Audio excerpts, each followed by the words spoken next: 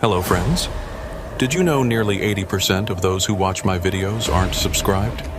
If you enjoy these stories, please hit that subscribe button and leave a like. It really helps.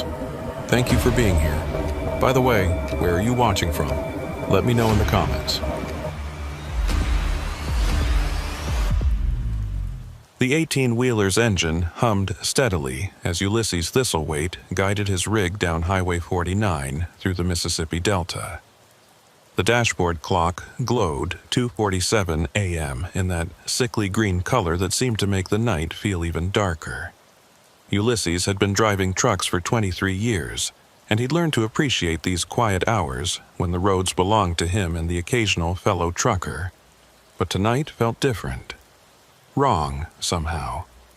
He'd been hauling refrigerated produce from Memphis to New Orleans for the past 8 years, making this same run twice a week. The route was burned into his muscle memory. Every curve, every pothole, every speed trap. He knew where the good coffee was, which rest stops to avoid, and exactly how far he could push his fuel tank before absolutely needing to stop. That's what made tonight's situation particularly frustrating. His fuel gauge, usually reliable as sunrise, was showing nearly empty when he should have had at least another 60 miles worth of diesel. Either he'd developed a leak, which he doubted since he'd checked everything at his last stop, or the gauge was malfunctioning. Either way, he needed to stop soon. The Mississippi darkness pressed against his windows like a living thing. Out here, between Clarksdale and Greenwood, there was nothing but cotton fields and swampland for miles in every direction. The nearest town, if you could even call it that, was Parchman, home to the infamous Mississippi State Penitentiary. Not exactly a place that inspired warm feelings at 3 in the morning. Ulysses shifted his considerable bulk in the worn driver's seat, his 6'4" frame making even the spacious cab feel cramped after hours of driving. At 48 years old, he'd developed the trucker's physique. Broad shoulders from wrestling with steering wheels, a substantial gut from too many truck stop meals, and hands like baseball mitts from years of work. His salt and pepper beard, which his ex-wife had always nagged him to trim, now hung down to his chest. A sign materialized in his headlights. Bumbershoots gas, 2 miles, open 24 hours, truckers welcome. Ulysses frowned. In all his years running this route, he'd never noticed this place. Must be new, though the sign looked weathered enough to have been there since the 60s. The reflective letters had that peculiar quality of old highway signs, where they seemed to glow with their own light rather than just reflecting his headlights. He reached for his CB radio, thinking to ask if any other drivers knew about this Bumbershoot's place, but static filled the channel. Nothing but white noise across every frequency. That was odd too. Usually there'd be at least one insomniac trucker chattering away about something or other. The fuel gauge needle dipped closer to empty. No choice then. He'd have to trust this Bumbershoot's place. The exit appeared exactly 2 miles later, just as promised. Ulysses eased his rig down the off-ramp, the trailer's weight shifting behind him with practiced familiarity. The access road was narrow, barely wide enough for his truck, with drainage ditches running along both sides. Spanish moss hung from the trees, creating a tunnel effect that made his headlights seem dimmer. The gas station appeared around a bend like something from another era. It wasn't just old, it was antiquated. The building was single-story, made of weather-beaten wood that might have been white once but had aged to the color of old bones. The roof was corrugated tin, rust-streaked and slightly askew, but the diesel pumps looked modern enough, and the lights were on inside. What struck Ulysses most was how isolated it was. No other buildings visible in any direction. No houses, no other businesses, nothing. Just this lonely station squatting beside the road like a spider waiting in its web. He pulled his rig alongside the diesel pumps, careful to position it for an easy exit. 23 years of driving had taught him to always plan his escape route, even if he didn't know what he might need to escape from. The air brakes hissed as he set them, and the engine's rumble died to silence. The Mississippi night immediately pressed in. No crickets, no frogs, none of the usual nighttime chorus that should have been deafening this close to the swampland. Just a thick, oppressive quiet that made Ulysses's skin crawl. He grabbed his wallet and climbed down from the cab, his joints protesting after hours of sitting. The concrete beneath his boots was cracked and weed-strewn. The diesel pumps were indeed modern, digital displays and card readers, but they looked somehow wrong against the decrepit building, like someone had grafted new arms onto a corpse. The pump's card reader was dark. A handwritten sign taped to it read, "Card reader broken. Pay inside first." Of course, Ulysses looked toward the building. Through the grimy windows he could see fluorescent lights flickering irregularly, casting strange shadows. Someone moved inside, but the dirt on the glass made it impossible to see clearly. He walked toward the door, his footsteps unusually loud in the silence. The door was wood with a glass panel, the kind with a bell attached that would ring when opened. Faded advertisements for products he'd never heard of were taped to the inside of the glass. "Drink Yum Yum Cola," "Smoke Temperance Cigarettes," "Mrs. Wickham's Miracle Tonic." The bell above the door didn't ring when he pushed it open. It made a sound more like bones rattling. The inside of Bumbershoot's gas was like stepping back in time, but not in a nostalgic way. More like stepping into a place that time had forgotten about and left to rot. The linoleum floor was yellowed and curling at the edges. Shelves held dusty products with labels so faded they were unreadable. A ceiling fan turned lazily, its blades coated with decades of accumulated grime. Behind the counter stood a man who could only be Mordecai Bumbershoot, the owner. He was tall and painfully thin, his body seeming to consist entirely of sharp angles. His age was impossible to determine. He could have been 40 or 70.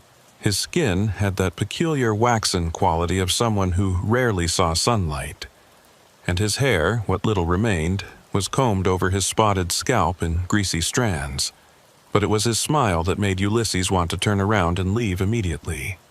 Too wide, showing too many teeth, and never reaching his pale, watery eyes. "Well, well," Mordecai said, his voice like oil over gravel. "Another traveler in the night. Don't get many folks this time of evening." "Just need diesel," Ulysses said, trying to keep the unease out of his voice. 40 gallons should do it." Of course, of course." Mordecai's fingers, unnaturally long and thin, danced across an ancient cash register. "That'll be $160. Pay first, pump after, house rules." The price was reasonable enough. Ulysses pulled out his wallet, counting out the bills. As he did, he became aware of another presence in the store. A young woman had emerged from behind one of the shelves, moving with an odd, gliding motion that didn't quite match the sound of her footsteps. This had to be Persephone Snodgrass, though Ulysses had no idea how he knew her name. She looked to be in her early 20s, with long, stringy blonde hair that hung limply around a pale, heart-shaped face. Her eyes were the palest blue he'd ever seen, almost white, and they never seemed to blink. She wore a faded floral dress that looked like it belonged in a museum, and her feet were bare despite the filthy floor. "Persephone," Mordecai said without looking at her. "Why don't you get our guest something to eat? He looks hungry." "I'm fine," Ulysses said quickly. "Just the diesel." "Nonsense." Mordecai's smile somehow got wider. "Persephone makes the best coffee in 3 counties, and her sandwiches are to die for, on the house, of course. We like to take care of our late-night visitors." Persephone had already disappeared into what must have been a back room. Ulysses could hear her moving around, the clink of dishes, the hiss of a coffee maker. His stomach turned at the thought of eating anything from this place, but he didn't want to offend these people. Something about them suggested that would be a very bad idea. "Traveling far?" Mordecai asked, leaning forward on the counter. This close, Ulysses could smell him, a mixture of mothballs, sour milk, and something chemical he couldn't identify. "New Orleans," Ulysses said, handing over the money. "Long way still to go." Mordecai counted the bills slowly, his fingers caressing each one. Dangerous, these roads at night. All sorts of things can happen to a man alone. "I can take care of myself." "Oh, I'm sure you can. Big fellow like you." Mordecai's eyes traveled up and down Ulysses' frame in a way that made him feel like a piece of meat in a butcher's window. Still, accidents happen. Trucks break down. Tires blow out. And then where would you be? Stuck on some dark road with no help for miles. Persephone returned, carrying a tray with a cup of coffee and a wrapped sandwich. She set them on the counter with a soft smile that didn't touch those unblinking eyes. "Eat," she said, her voice barely above a whisper. "You'll need your strength." The coffee was black and steaming, but something about its color was off. Too thick, almost syrupy. The sandwich was wrapped in wax paper, and through it, Ulysses could see something dark and wet had soaked through. "That's very kind," he said, not touching either item. "But I really need to get going. Long drive ahead." "The coffee will help keep you awake," Mordecai said. His tone had changed slightly, become more insistent. "Persephone will be hurt if you don't at least try it." Ulysses looked at the girl. She was staring at him with those pale eyes, her head tilted slightly to one side like a bird watching a worm. "Please," she whispered. Against his better judgment, Ulysses picked up the coffee cup. It was heavier than it should have been, and warm in a way that felt organic rather than just hot. He brought it to his lips, pretending to sip while keeping them tightly closed. The liquid touched his lips and burned, not with heat, but with something chemical. He set the cup down quickly. "Delicious," he lied. "But I really should pump that diesel and get going." Mordecai's smile flickered for just a moment, replaced by something darker. Then it was back, wider than ever. "Of course. Pump number 2 is all yours, but do take the sandwich, for the road." Ulysses picked up the wrapped sandwich, having no intention of eating it. It was heavier than it looked, and had an odd, squishy consistency. "Thanks." He backed toward the door, not wanting to turn his back on either of them. Mordecai and Persephone watched him go, standing perfectly still like mannequins. The rattling bone sound came again as he pushed through the door. Outside, the night seemed even darker than before. Ulysses hurried to his truck, tossing the sandwich in a trash can beside the pump. He grabbed the diesel nozzle and started filling his tank, constantly looking over his shoulder at the store. Mordecai and Persephone stood at the window watching him. They hadn't moved an inch. The pump seemed to take forever. 30 gallons. 35. Ulysses's hands were shaking now. Something was very wrong here. Every instinct screamed at him to leave, to just go, forget the last 5 gallons. But he'd paid for 40, and leaving early might provoke them somehow. 38 gallons, 39. A hand touched his shoulder. Ulysses spun around, raising the heavy diesel nozzle like a weapon. Persephone stood there, having somehow crossed the distance from the store without making a sound. Up close, he could see her skin had a greenish tinge, like someone who'd been underwater too long.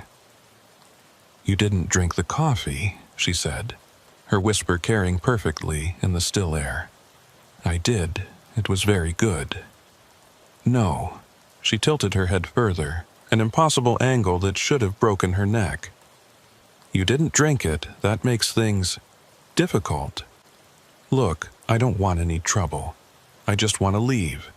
But you can't leave." Her smile widened, showing teeth that were filed to points. "Not yet. He's not ready." "Who's not ready?" She didn't answer. Instead, she reached out one pale hand toward his face. Her fingers were ice cold and slightly damp, like something pulled from a refrigerator. Ulysses jerked back, and the pump clicked off. 40 gallons. Ulysses yanked the nozzle from his tank and slammed it back into the pump. Persephone stood between him and the truck's door, still smiling with those pointed teeth. Behind her, emerging from the shadows at the edge of the lot, Mordecai approached with slow, deliberate steps. "Leaving so soon?" Mordecai called out, his voice carrying unnaturally well in the thick air. "But the night is still young, and we so rarely have company. I paid for my fuel. We're done here." Ulysses kept his voice steady, though his heart was hammering against his ribs. "Are we?" Mordecai stopped beside Persephone, and in the harsh fluorescent light spilling from the station, Ulysses could see dark stains on the man's apron that he hadn't noticed before. Old stains, brown and rust-colored. "Move," Ulysses said, taking a step toward his truck. Neither of them budged. "You see," Mordecai continued as if Ulysses hadn't spoken, "we provide a service here, a very special service for travelers like yourself, those who drive these lonely roads in the dark hours. I don't need any service. I need to leave." "But you haven't finished your coffee," Persephone whispered. "It's special coffee, made just for you."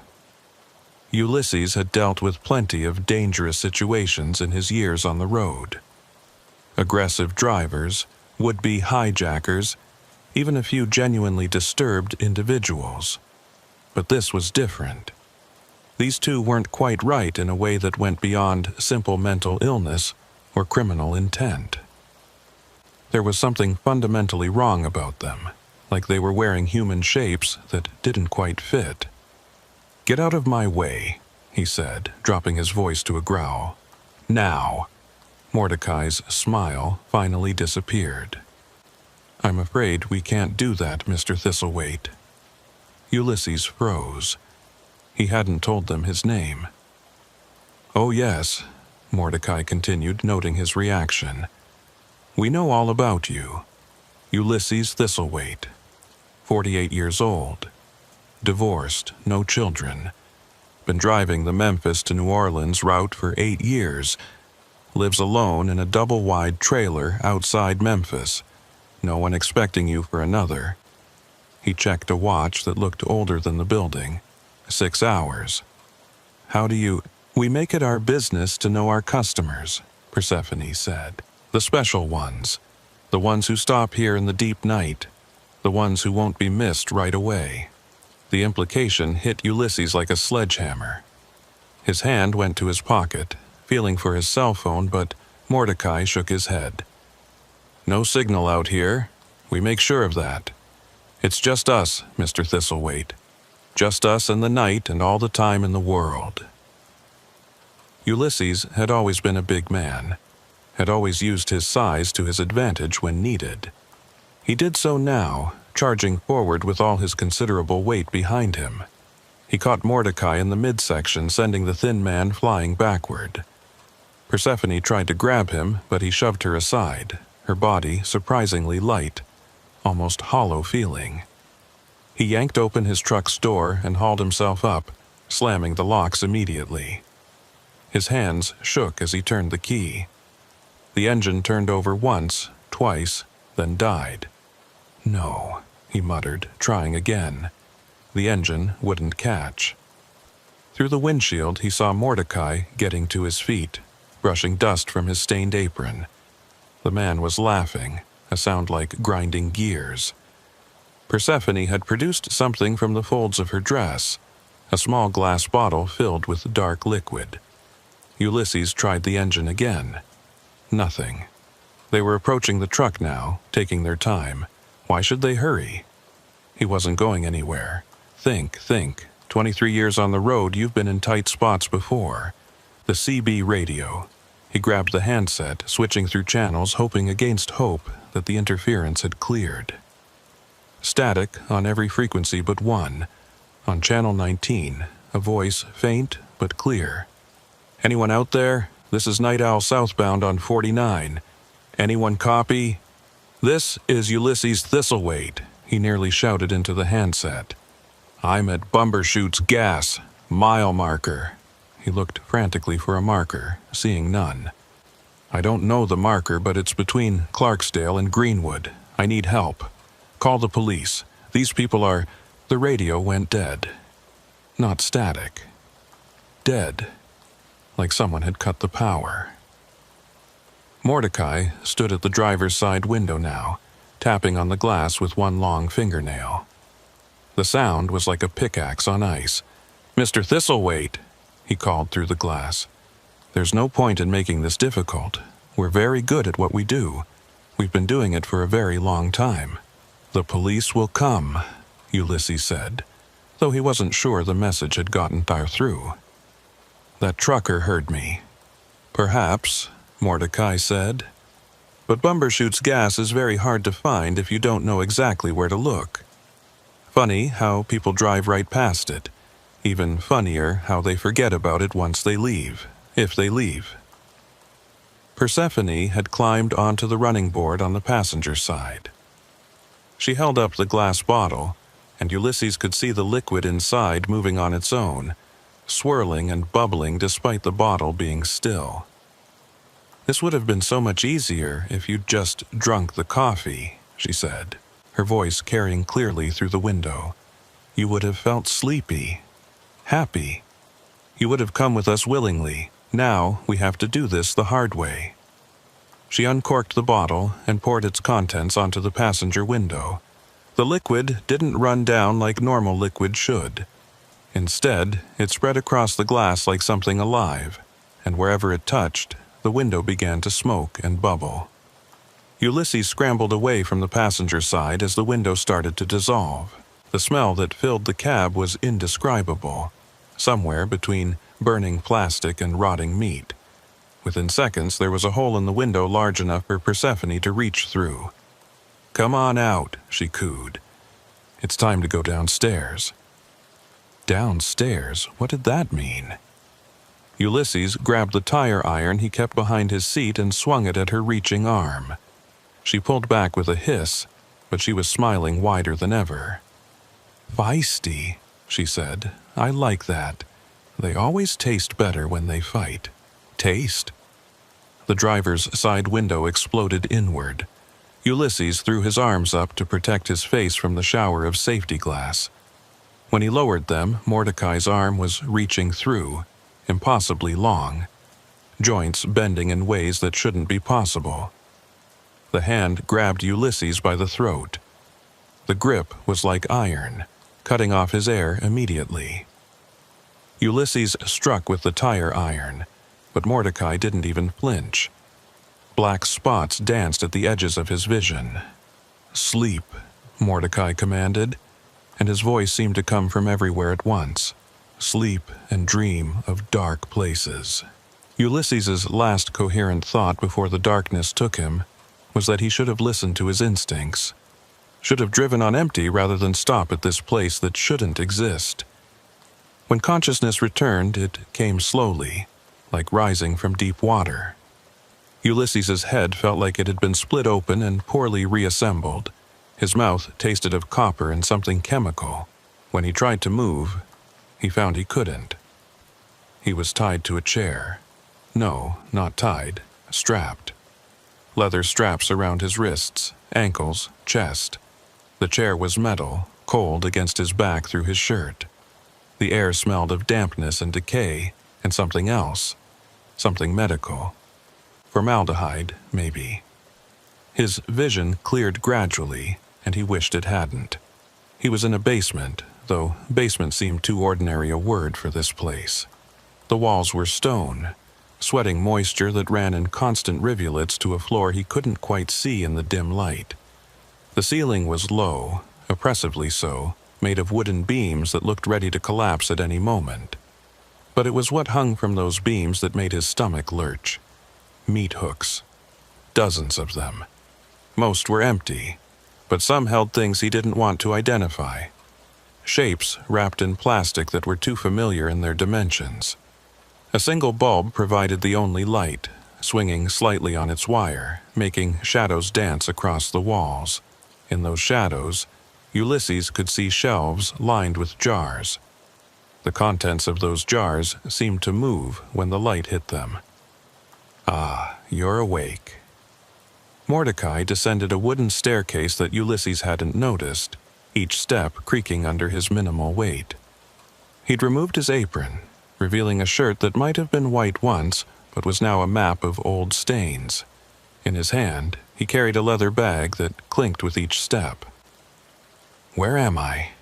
Ulysses's voice came out as a croak. "Where?" "Still at Bumbershoot's gas, of course, just in the lower levels. The real Bumbershoots, you might say. The upstairs is just for show. Down here is where we do our actual business. What do you want?" "Want?" Mordecai set the bag on a metal table that Ulysses hadn't noticed. The sound it made suggested tools. Sharp tools. "We don't want anything, Mr. Thistlethwaite. We need. There's a difference." Persephone appeared from the shadows, having been there all along. She'd changed clothes, now wearing what looked like a nurse's uniform from the 1950s, complete with a little cap. It would have been almost comical if not for the dark stains on the white fabric and the way she moved, gliding rather than walking. "You see," she said, approaching with a syringe in her hand, "Mordecai and I have been here a very long time. Longer than you'd believe. This place, it's special. It exists in the spaces between. The gaps in reality that most people drive right past without noticing." "You're insane." "Perhaps," Mordecai said, unpacking his bag. Ulysses caught glimpses of metal instruments, each one clean and sharp and terrible. But insanity is such a limited concept. We prefer to think of ourselves as evolved, adapted to our environment. "The thing is," Persephone continued, now standing right beside him, the syringe catching the swinging light, "we need certain materials to maintain ourselves, to keep existing in this in-between place, and those materials are very specific. You're going to kill me." "Kill?" Mordecai looked genuinely offended. "Mr. Thistlethwaite, we're not murderers. We're collectors. There's an art to what we do, a purpose. We only take what we need," Persephone added. "And we're very careful, very precise. You might even survive. Some do. Some. Well, not many," Mordecai admitted. "But it has happened. There was a fellow in '83 who made it out missing only a kidney and part of his liver. Of course, he couldn't remember anything about this place afterward. The mind has ways of protecting itself from certain truths." Persephone raised the syringe, tapping it to remove air bubbles. "This will help with the pain, initially anyway. We're not cruel, Mr. Thistlethwaite. We take no pleasure in suffering." "Wait," Ulysses said, desperation creeping into his voice.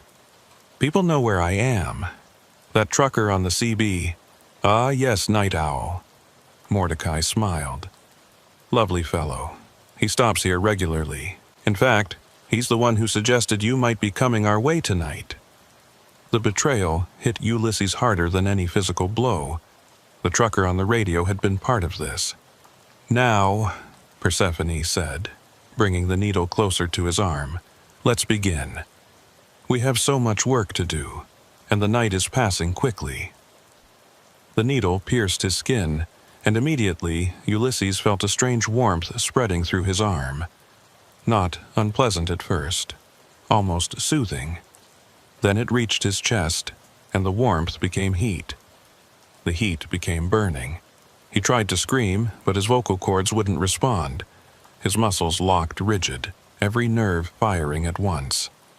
Through the agony, he could hear Mordecai and Persephone talking, their voices clinical and detached. Good reaction. The new formula works faster. Should we start with the usual sequence? No, I think we'll try something different this time. The market has been asking for specific items. The eyes, among other things. Ulysses's vision began to blur, but not from unconsciousness. Whatever they'd given him was keeping him awake, aware, but paralyzed. He could feel everything but do nothing. Mordecai approached with something silver and sharp. "Don't worry, Mr. Thistlethwaite. We've done this hundreds of times. You're in very capable hands." The basement door bloated inward. Sheriff Dale Hutchinson had been on the force for 32 years, but nothing had prepared him for what he found at Bumbershoot's Gas. He'd gotten the call from dispatch about a trucker in distress, and something about the location had nagged at him. He knew every road, every building in this county, but he couldn't place Bumbershoot's Gas. That should have been his first warning. He'd found it only because his deputy, young Tommy Brennan, remembered his grandfather mentioning the place. "Used to be out on the old highway," Tommy had said, before they rerouted 49 back in the 70s. But Grandpa said it closed down after some folks went missing. Yet here it was, lights blazing, looking very much open for business. Dale had called for backup immediately when he saw Ulysses's truck, but no sign of the driver. Something about the scene felt wrong. The way the shadows fell. The unnatural silence, the fact that his radio started crackling with static the moment he pulled into the lot. He'd found the basement door hidden behind a false panel in what looked like a storage room. The smell coming from below had been enough to make him draw his weapon. Now, standing in the doorway with Tommy behind him, both their weapons raised, Dale took in the nightmare before him. The trucker, had to be Ulysses Thistlethwaite based on the description, was strapped to a chair, his eyes wide with terror, but his body completely still. A man and woman stood frozen beside him, the man holding what looked like a surgical scalpel. "Sheriff's Department, drop the weapon and step away from him." Mordecai Bumbershoot. It had to be him, matching the property records Dale had hastily pulled up, turned slowly. His smile was wrong. Everything about him was wrong. Too tall, too thin, joints that seemed to have too many angles. "Sheriff Hutchinson," Mordecai said, as if they were old friends meeting at the grocery store. How unexpected. "We don't usually receive law enforcement at this hour." "I said drop the weapon." Mordecai looked at the scalpel in his hand as if surprised to find it there. This is just a tool, Sheriff. We're conducting business. Let him go now." Persephone moved then, not quickly, but with that strange gliding motion. Dale swung his weapon toward her. "Stop right there." She tilted her head. "You can't be here. This place doesn't exist for people like you. Lady, I don't know what kind of drugs you're on, but show him, Mordecai," she said softly. Mordecai's smile widened impossibly, his mouth stretching far beyond what human anatomy should allow. His teeth went on forever, row after row disappearing into darkness. His fingers began to elongate, the scalpel looking like a toy in his grotesque hand. Tommy made a strangled sound behind Dale. "You see," Mordecai said, his voice now coming from multiple directions at once, "we've been here much longer than your little town, Sheriff. Much longer than your state. We were here when the indigenous peoples walked these lands, and we'll be here long after your dust." The shadows in the corners of the basement began to move, reaching out like tentacles. The jars on the shelves rattled, their contents pressing against the glass. The temperature dropped 20 degrees in an instant. Dale had seen a lot in his 32 years. He'd seen murder, violence, the worst of humanity. But this was something else entirely. something that shouldn't exist. He fired. The bullet hit Mordecai center mass. The thin man looked down at the hole in his chest, then back up at Dale. No blood, just a dark void where the wound should be. "That was rude," Mordecai said. Then everything happened at once. The shadows surged forward. Tommy screamed. Persephone moved faster than anything human could move. Dale fired again and again, his training taking over even as his mind struggled to process what he was seeing. But through it all, he kept moving toward Ulysses. Whatever these things were, the trucker was still human, still alive, still needed help. Dale reached the chair just as Persephone's hand, now ending in claws that hadn't been there before, swiped at his head. He ducked, grabbed the straps holding Ulysses, and pulled. The leather was old, brittle. It snapped. "Tommy, the stairs!" His deputy was firing at the shadows, which seemed to recoil from the muzzle flashes more than the bullets. Together, they dragged the paralyzed trucker toward the stairs, Dale supporting most of Ulysses's considerable weight. "You can't leave," Mordecai said, his voice now a roar that shook dust from the ceiling. "No one leaves until we're finished." The stairs groaned under their combined weight. Behind them, Dale could hear pursuit. Not footsteps, but something worse. A wet, sliding sound like raw meat being dragged across stone. They burst through the false panel into the storage room, then into the main gas station. Through the windows, Dale could see his patrol car, but also something else. The building was changing. The walls were breathing. The ceiling was lowering. The exit seemed to be getting further away with each step. "Don't look at it," Dale shouted, not sure if he was talking to Tommy or himself. "Just move." They crashed through the front door into the Mississippi night. The normal, beautiful, mundane Mississippi night. Dale had never been so happy to feel humidity in his life. But when he turned back, Bumbershoots' gas was gone. Not destroyed. Not burning. Gone. Where the building had been, there was only an empty lot, overgrown with kudzu and littered with old beer cans. The only sign it had ever existed was Ulysses' truck, still parked beside pumps that were now just rusted metal poles sticking out of broken concrete. What the hell?" Tommy gasped, his hands shaking as he holstered his weapon. Dale didn't answer. He was checking Ulysses's pulse. Still strong, but the man's eyes were vacant, staring at nothing. Whatever they'd given him, whatever they'd done, he was alive, but not present. The radio in Dale's patrol car crackled to life. "Sheriff Hutchinson, what's your status?" He went silent for 43 minutes. 43 minutes? It had felt like 10 at most. "We need an ambulance at..." Dale paused. At where? The GPS in his car showed him in the middle of nowhere. No roads, no landmarks. Yet, here they were on solid asphalt. "We found the trucker," he said finally. "He needs immediate medical attention. Track my GPS and send help." "Copy that. But Sheriff, your GPS shows you in the middle of Wilson's cotton field." Dale looked around. The road was still there, clear as day, but through it, like a double exposure, he could see cotton plants waving in the night breeze. Ulysses groaned, the first sound he'd made. His lips moved, forming words Dale had to lean close to hear. "They're still here." Dale felt the hair on his neck stand up. He turned slowly, looking back at the empty lot. Mordecai and Persephone stood where the gas station door had been, translucent like ghosts but becoming more solid with each passing second. They weren't smiling anymore. "Get him in the car," Dale told Tommy. "Now." They loaded Ulysses into the back of the patrol car, Tommy climbing in with him.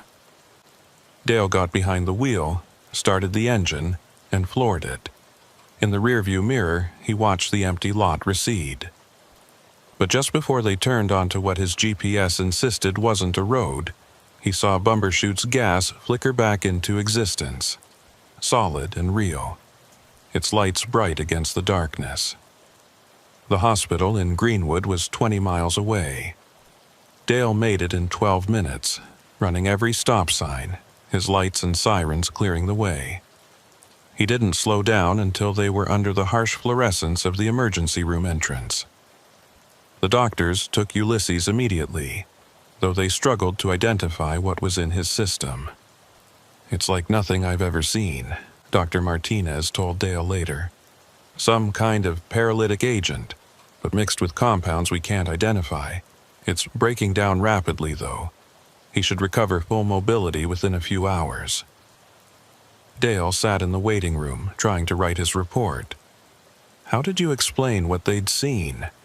How did you file paperwork on a building that didn't exist? Tommy sat beside him, still shaking. "Sheriff, what were those things?" "I don't know, son, and I don't think I want to know." "Should we, do we go back? Try to find evidence?" Dale thought about those rows of jars, about the shapes hanging from hooks, about Mordecai's impossible teeth and Persephone's claws. "No, we report it to the state police, let them handle it. This is beyond us." But even as he said it, Dale knew no one would find anything. Bumbershoot's gas would be gone, hidden in whatever space between spaces it occupied, waiting for the next lonely traveler in the deep of night. 4 hours later, Ulysses woke up. His first conscious thought was that he was in a bed that wasn't his. Hospital, his mind supplied, recognizing the antiseptic smell and the beeping of machines. His second thought was that he was alive, which seemed impossible given his last memories. A sheriff sat in a chair beside his bed, badge glinting in the morning sun coming through the window.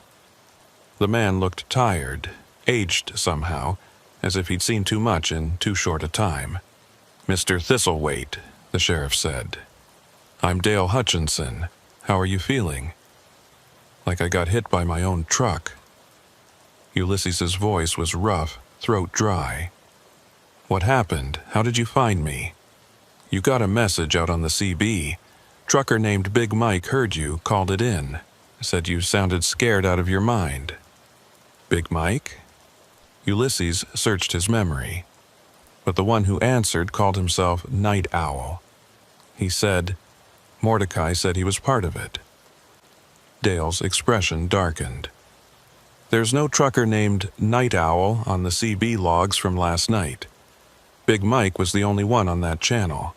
Says he heard you asking for help, gave your location as Bumbershoot's gas.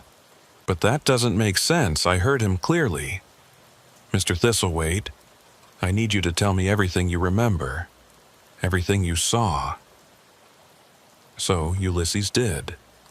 He told Dale about the empty fuel tank that shouldn't have been empty, about the sign that appeared from nowhere, about Mordecai and Persephone, about the coffee he didn't drink, about the basement and what hung from those hooks. Dale listened without interrupting, occasionally nodding as if Ulysses' story confirmed something he'd witnessed himself. "Do you believe me?" Ulysses asked when he was done. "I was there, Mr. Thistlethwaite. I saw them. I saw what they were." Dale leaned forward. "But here's the thing. Officially, none of this happened. There's no Bumbershoot's gas in any county record. No Mordecai Bumbershoot. No Persephone Snodgrass. The state police went to the location this morning. They found nothing but an empty field that's been empty for 50 years.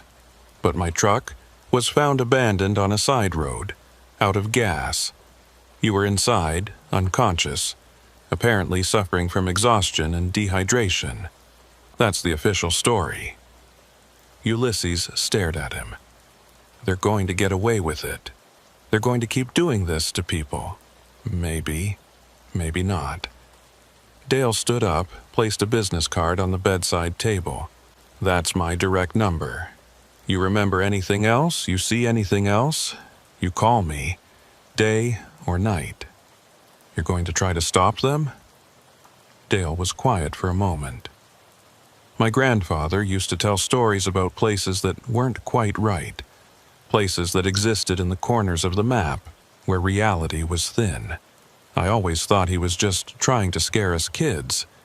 Now," he shrugged, "now I think maybe I should have listened closer." 3 days later, Ulysses was released from the hospital. His company had sent another driver to retrieve his truck and load, writing the whole incident off as a medical emergency. They offered him 2 weeks paid leave, which he accepted without argument. But sitting in his empty trailer outside Memphis, staring at the walls, was worse than being on the road. He kept thinking about those jars on the shelves, about the shapes hanging from hooks, about how many travelers had stopped at Bumbershoot's Gas over the years and never left.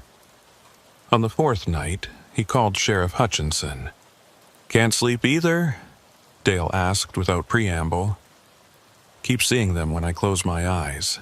That basement. Those things they had down there." "Yeah." A long pause. "Listen, I've been doing some research, going through old missing persons cases. There's a pattern, Mr. Thistlethwaite. Every 3 to 5 years, truckers go missing along that stretch of Highway 49. Goes back decades, maybe longer. Why hasn't anyone noticed? Because they're smart about it. Never too many at once. Always people without strong local connections.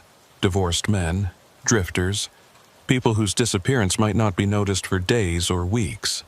Like me. Like you." Ulysses stared at the ceiling of his trailer. "We have to do something. I've been thinking the same thing.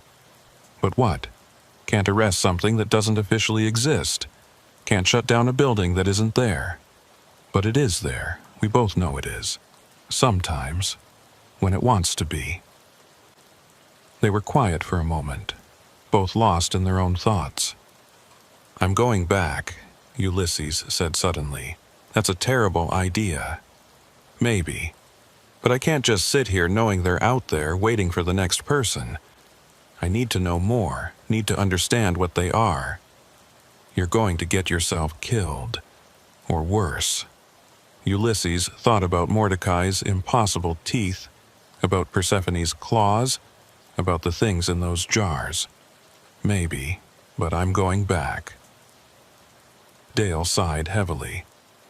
"If you're determined to do this fool thing, you're not going alone. Meet me tomorrow night. Midnight.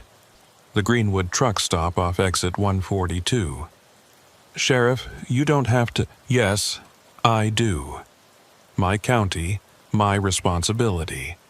Besides, Tommy hasn't been right since that night. Keeps talking about the shadows moving. Maybe if we can figure out what these things are, we can figure out how to stop them." The next night, Ulysses sat in his personal pickup at the Greenwood truck stop, watching other truckers fuel up and grab coffee, blissfully unaware of what waited out there in the dark. Dale's patrol car pulled up beside him just after midnight, but it was an unmarked Crown Victoria. Dale was out of uniform, dressed in jeans and a flannel shirt. "Trying to keep this unofficial?" Ulysses asked as Dale got into the passenger seat. "Very unofficial. As far as the department knows, I'm home with the flu." Dale pulled out a manila folder. "I found something interesting in the archives. Back in 1952, there was a report filed by a state trooper named William Garrett. He described finding a gas station that shouldn't exist, run by people who weren't quite right. Sound familiar? What happened to him? Died 3 days later. Car accident, supposedly. But his partner said Garrett had been terrified of something. Kept talking about things that wore human faces but weren't human. And nobody investigated? Oh, they did. Found nothing. Just like we found nothing." Dale pulled out an old photograph. "But Garrett took this before he died. The black and white photo showed a gas station that looked remarkably like Bumbershoot's, though the sign read Newcomb's Service. Standing in front were two figures, one tall and thin, one shorter. Even in the grainy photo, something about them looked wrong. Different name, same place? That's what I'm thinking. They change identities every few decades, but they stay in the same spot. That spot that exists when it wants to. Ulysses started his truck. Then let's go find it. They drove through the thick Mississippi night, the headlights cutting through humidity so dense it looked like fog. Neither spoke as they approached the stretch of road where Ulysses had first seen the sign. He slowed down, scanning the darkness. Nothing. Just empty highway and cotton fields. They drove past where it should have been, turned around, drove past again. Still nothing. Maybe it only appears when... Dale stopped mid-sentence. There it was. The sign exactly where it had been before. Bumbershoot's Gas, 2 miles, open 24 hours, truckers welcome. You see it? Ulysses asked. Yeah, though my eyes keep trying to slide off it, like they don't want to acknowledge it's there. They followed the sign to the exit, down the narrow access road. And there it was. Bumbershoot's Gas, lights blazing, looking exactly as it had a week ago. Ulysses's hands tightened on the steering wheel. We could call for backup, Dale suggested, though his tone suggested he knew how pointless that would be. Would they even be able to find it? Probably not. They sat in the truck for a moment, engine idling, staring at the building.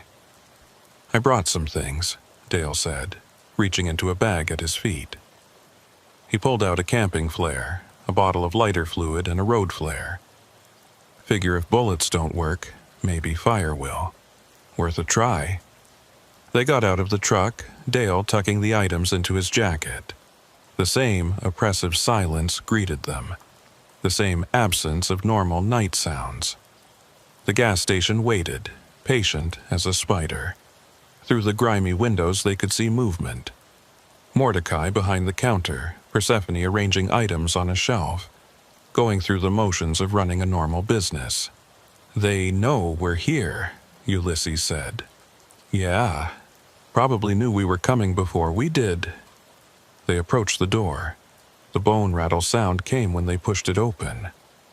Mordecai looked up with that too-wide smile. Mr. Thistlethwaite, how wonderful to see you again. We so rarely get repeat customers. We know what you are, Dale said, his hand resting on his holstered weapon despite knowing how useless it was. Do you? Mordecai tilted his head.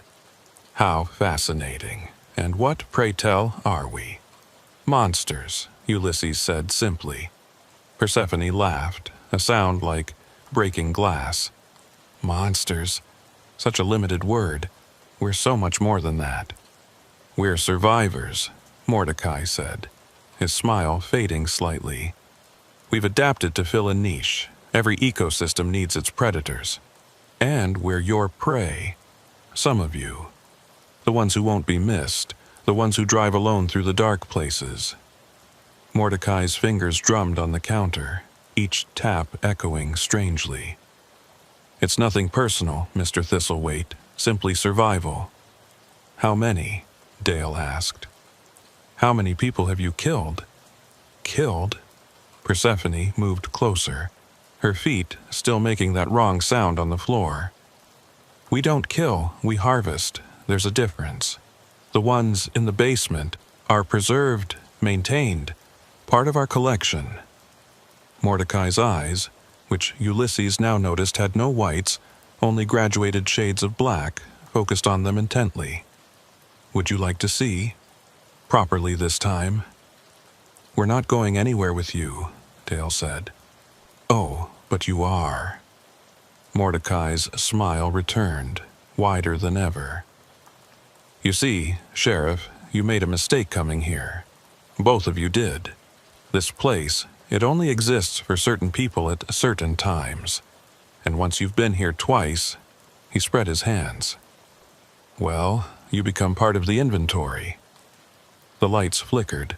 The shadows in the corners began to move. Run, Dale said quietly.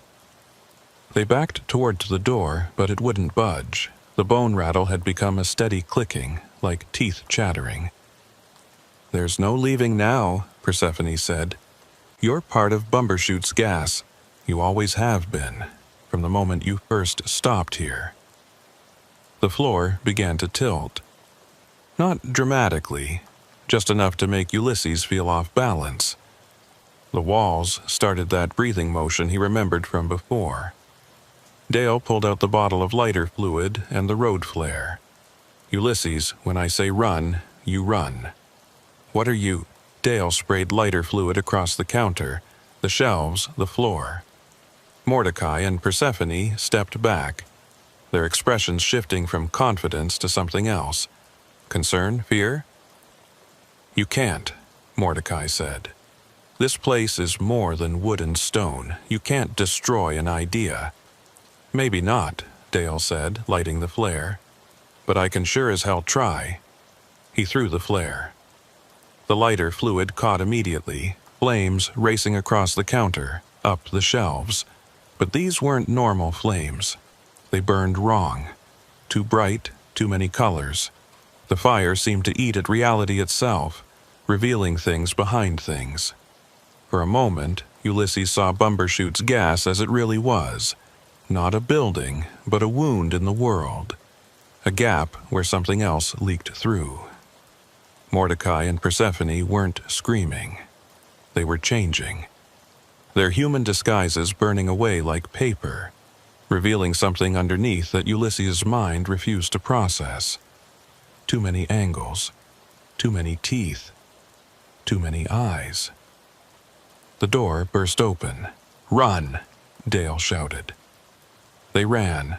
Behind them, Bumbershoot's gas was consuming itself, folding inward like a piece of paper being crumpled by an invisible hand. The sound it made wasn't an explosion or a collapse. It was like reality itself was screaming. They made it to the truck, Ulysses gunning the engine before Dale's door was even closed. In the rearview mirror, he saw the gas station flicker, existing and not existing simultaneously caught between states. Then it was gone. Not burned down, not destroyed, just absent. They drove in silence until they reached the highway, then Dale finally spoke. It's not over. I know. They're not dead. Things like that, I don't think they can die. But maybe we hurt them. Maybe we bought some time. Maybe. They drove back to Greenwood as dawn was breaking. The Mississippi sun painting the sky in shades of pink and gold. Normal colors. Safe colors. What do we do now? Ulysses asked. We watch, we wait, and we make sure people know, even if they don't believe us. You think it'll come back? Dale was quiet for a long moment. My grandfather, he used to say evil was like kudzu. You could cut it back, burn it out, but unless you got every last root, it would just grow back stronger. So, we keep watching. We keep watching. Ulysses dropped Dale back at his car. They shook hands, an understanding passing between them that didn't need words. 2 weeks later, Ulysses went back to trucking. He changed routes, avoiding Highway 49 entirely. But sometimes, late at night, when he was driving through those empty stretches between nowhere and nowhere else, he'd see signs that shouldn't exist. Exits that weren't on any map. He never stopped, not once, but he started keeping a bottle of lighter fluid in his cab. Just in case. 6 months passed. Then Dale called. There's been another disappearance. Trucker named William Hayworth. Last seen heading south on 49. Same area? No, about 50 miles north. Different name on the police report. Place called Wickham's Fuel Stop. Ulysses thought about Mrs. Wickham's miracle tonic, advertised in that dirty window. They're back. They never left, just moved, changed faces.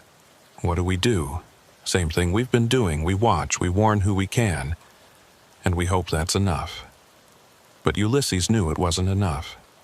Somewhere out there, on some lonely stretch of highway, Mordecai and Persephone, or whatever they were calling themselves now, were waiting, patient as spiders, hungry as the dark.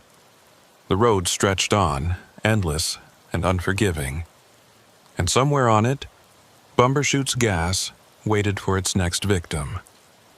Some nights, Ulysses still dreams about that basement, about the jars on the shelves, about the things hanging from hooks. He wakes up gasping, checking his arms for needle marks, his body for missing pieces. He's whole. He's alive. He escaped. But he knows that somewhere out there, tonight, right now, another trucker is seeing a sign that shouldn't exist, pulling into a gas station that isn't on any map, meeting proprietors who wear human faces but aren't human at all. He keeps Dale's number programmed in his phone, keeps that bottle of lighter fluid in his cab, and he keeps driving, because stopping means remembering, and remembering means accepting that things like Bumbershoot's gas exist, things that hunger, things that wait, things that harvest. The highway stretches on, and Ulysses Thistlethwaite drives through the night, knowing that he's one of the lucky ones. He got away. Most don't. And somewhere in the spaces between spaces, in a gas station that exists when it wants to, Mordecai Bumbershoot is smiling his too-wide smile, and Persephone Snodgrass is making coffee that no one should ever drink. Waiting. Always waiting. The road goes on forever, and the darkness is patient. Thaddeus Poindexter had been driving for 16 hours straight, which was against regulations, but the load of pharmaceuticals he was hauling from Chicago to Jackson had to arrive by morning, or his company would lose the contract. At 53 years old, with 31 years behind the wheel, Thaddeus knew how to push his limits. He knew when to use caffeine, when to stop for a power nap, and when his body was telling him he absolutely had to rest. That moment came at 3:22 a.m., on a stretch of Highway 55 just south of Grenada, Mississippi. The rest area appeared in his headlights like an oasis in the darkness.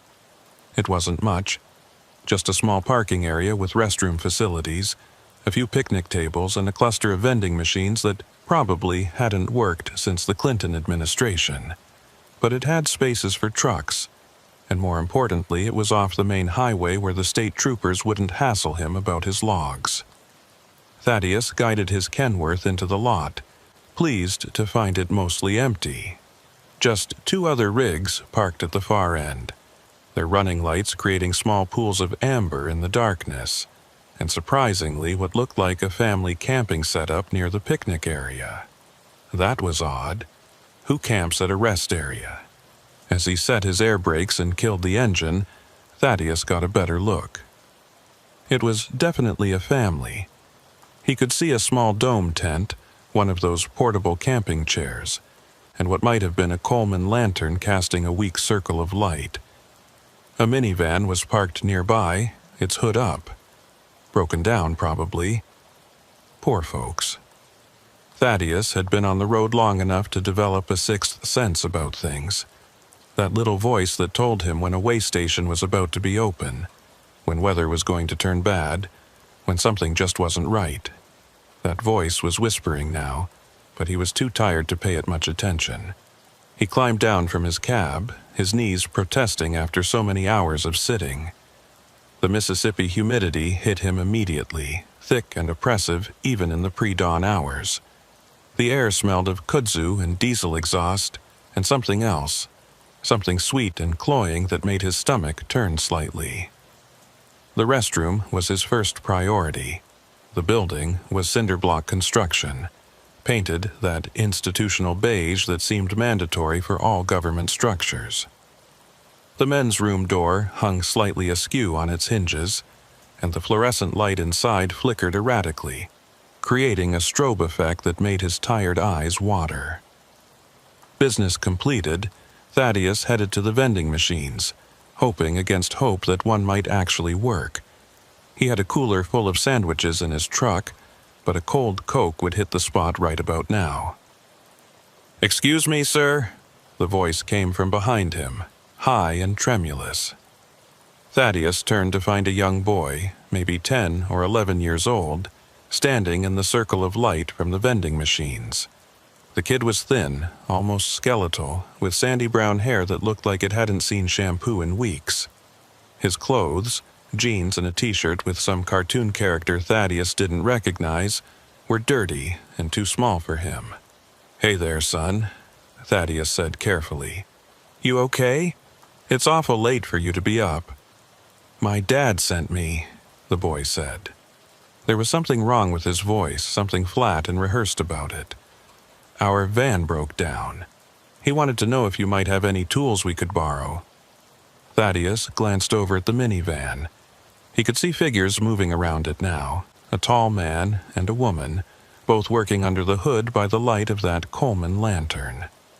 "What kind of tools?" Thaddeus asked. He said, "A lug wrench and maybe jumper cables?" That didn't make sense. If they needed a lug wrench, they'd be changing a tire, not working under the hood, and jumper cables wouldn't help if they were truly broken down. They'd need another vehicle to jump from. "Tell you what," Thaddeus said, that little warning voice getting louder. "Let me grab my flashlight and I'll come take a look. Maybe I can help." The boy's face went through a series of expressions. Relief, then something else. Something that looked almost like fear. "You don't have to do that," he said quickly. "Just the tools would be fine." "Nonsense. I've got some time to kill while my logs reset. Happy to help." Thaddeus headed back to his truck, very aware that the boy was following him. Not walking beside him like a normal kid would, but staying about 10 feet back, matching his pace exactly. It was creepy, like being stalked by a small, underfed predator. He grabbed his toolbox and his maglite from the cab. The weight of the toolbox was reassuring. A nice, heavy wrench made a decent weapon if needed. Not that he expected to need it. Probably just a family down on their luck, desperate enough to be camping in a rest area. As they approached the minivan, Thaddeus got his first good look at the parents. The man was tall and painfully thin, with the same sandy hair as the boy, but shot through with premature gray. He wore khakis and a button-down shirt that had seen better days. The woman was shorter, rounder, with mousy brown hair pulled back in a ponytail. Her dress looked like something from a thrift store, faded flowers on cheap fabric. But it was their faces that made Thaddeus's steps slow. They were both smiling, but the smiles didn't reach their eyes. Their eyes were flat, dead, like looking at mannequins. "Ichabod Widdershins," the man said, extending a hand that Thaddeus reluctantly shook. The grip was weak, clammy. "This is my wife Cordelia, and you've met our boy, Ptolemy." Who names their kid Ptolemy? Thaddeus thought. But he kept his expression neutral. "Thaddeus Poindexter. Heard you folks are having some trouble." "Indeed we are, Mr. Poindexter. Indeed we are." Ichabod's voice had an odd cadence to it, like English wasn't his first language even though he had no discernible accent. "The van just died on us. We were heading to Florida for vacation when it just stopped." Thaddeus flicked on his maglite and leaned under the hood. What he saw didn't make sense. The engine was cold. Had been cold for hours from the look of it. There was dust on components that should have been hot if they'd been driving recently. And there was damage. Old damage. The alternator was cracked, the battery terminals were corroded beyond use, several belts were missing entirely. This van hadn't run in months, maybe years. "When did you say it broke down?" Thaddeus asked, straightening up. "Oh, just a few hours ago," Cordelia said, her voice as emotionlessly pleasant as her husband's. "We've been trying everything." Thaddeus looked around the rest area more carefully. No luggage in the van that he could see. No coolers, no road trip supplies. The tent looked old, mildewed, and now that he was closer, that sweet, cloying smell was stronger. It seemed to be coming from them. "Look, folks," he said, taking a step back. "This engine's been dead a long time. I can't help you with this." "Are you sure?" Ichabod asked, moving closer. Too close. That smell washed over Thaddeus, decay and sweetness, like flowers left too long in a vase. "Maybe, if you looked again." "I'm sure." Thaddeus gripped his toolbox tighter. "I need to get back to my truck now." "But you just got here," Cordelia said. She'd moved too, positioning herself between Thaddeus and his truck. The boy, Ptolemy, had disappeared somewhere. "Nevertheless, I need to go." "We're very hungry," Ichabod said. And something in the way he said it made every hair on Thaddeus's arms stand up. "We haven't eaten in so long." "There's a truck stop about 10 miles south," Thaddeus said, trying to edge around Cordelia. "They're open 24 hours. "We can't leave," Cordelia said simply. "The van doesn't work, remember?" "Then call someone. AAA, a tow truck, somebody." "Our phone died too," Ichabod said. He was smiling wider now, and Thaddeus could see his teeth were wrong. Too sharp, too many of them. "Everything just keeps dying around us. It's the strangest thing." Thaddeus decided he'd had enough. He pushed past Cordelia, not gently, and started walking quickly toward his truck.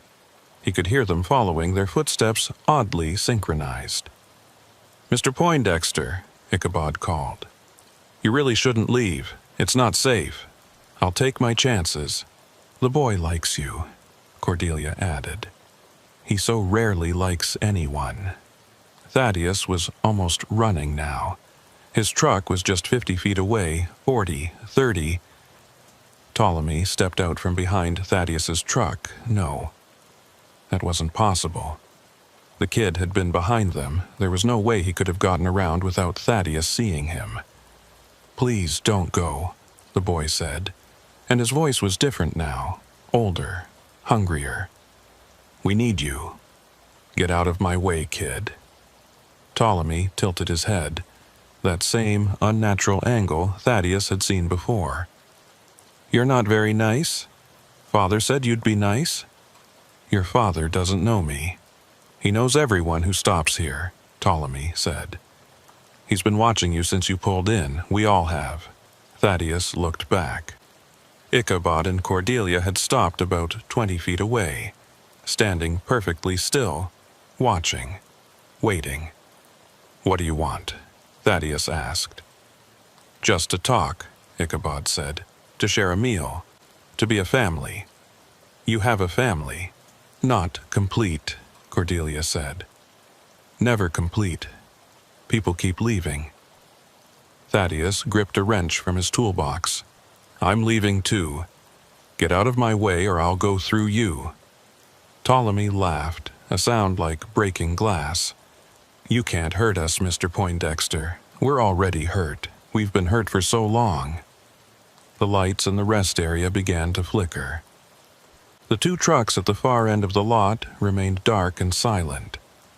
Had they been running before?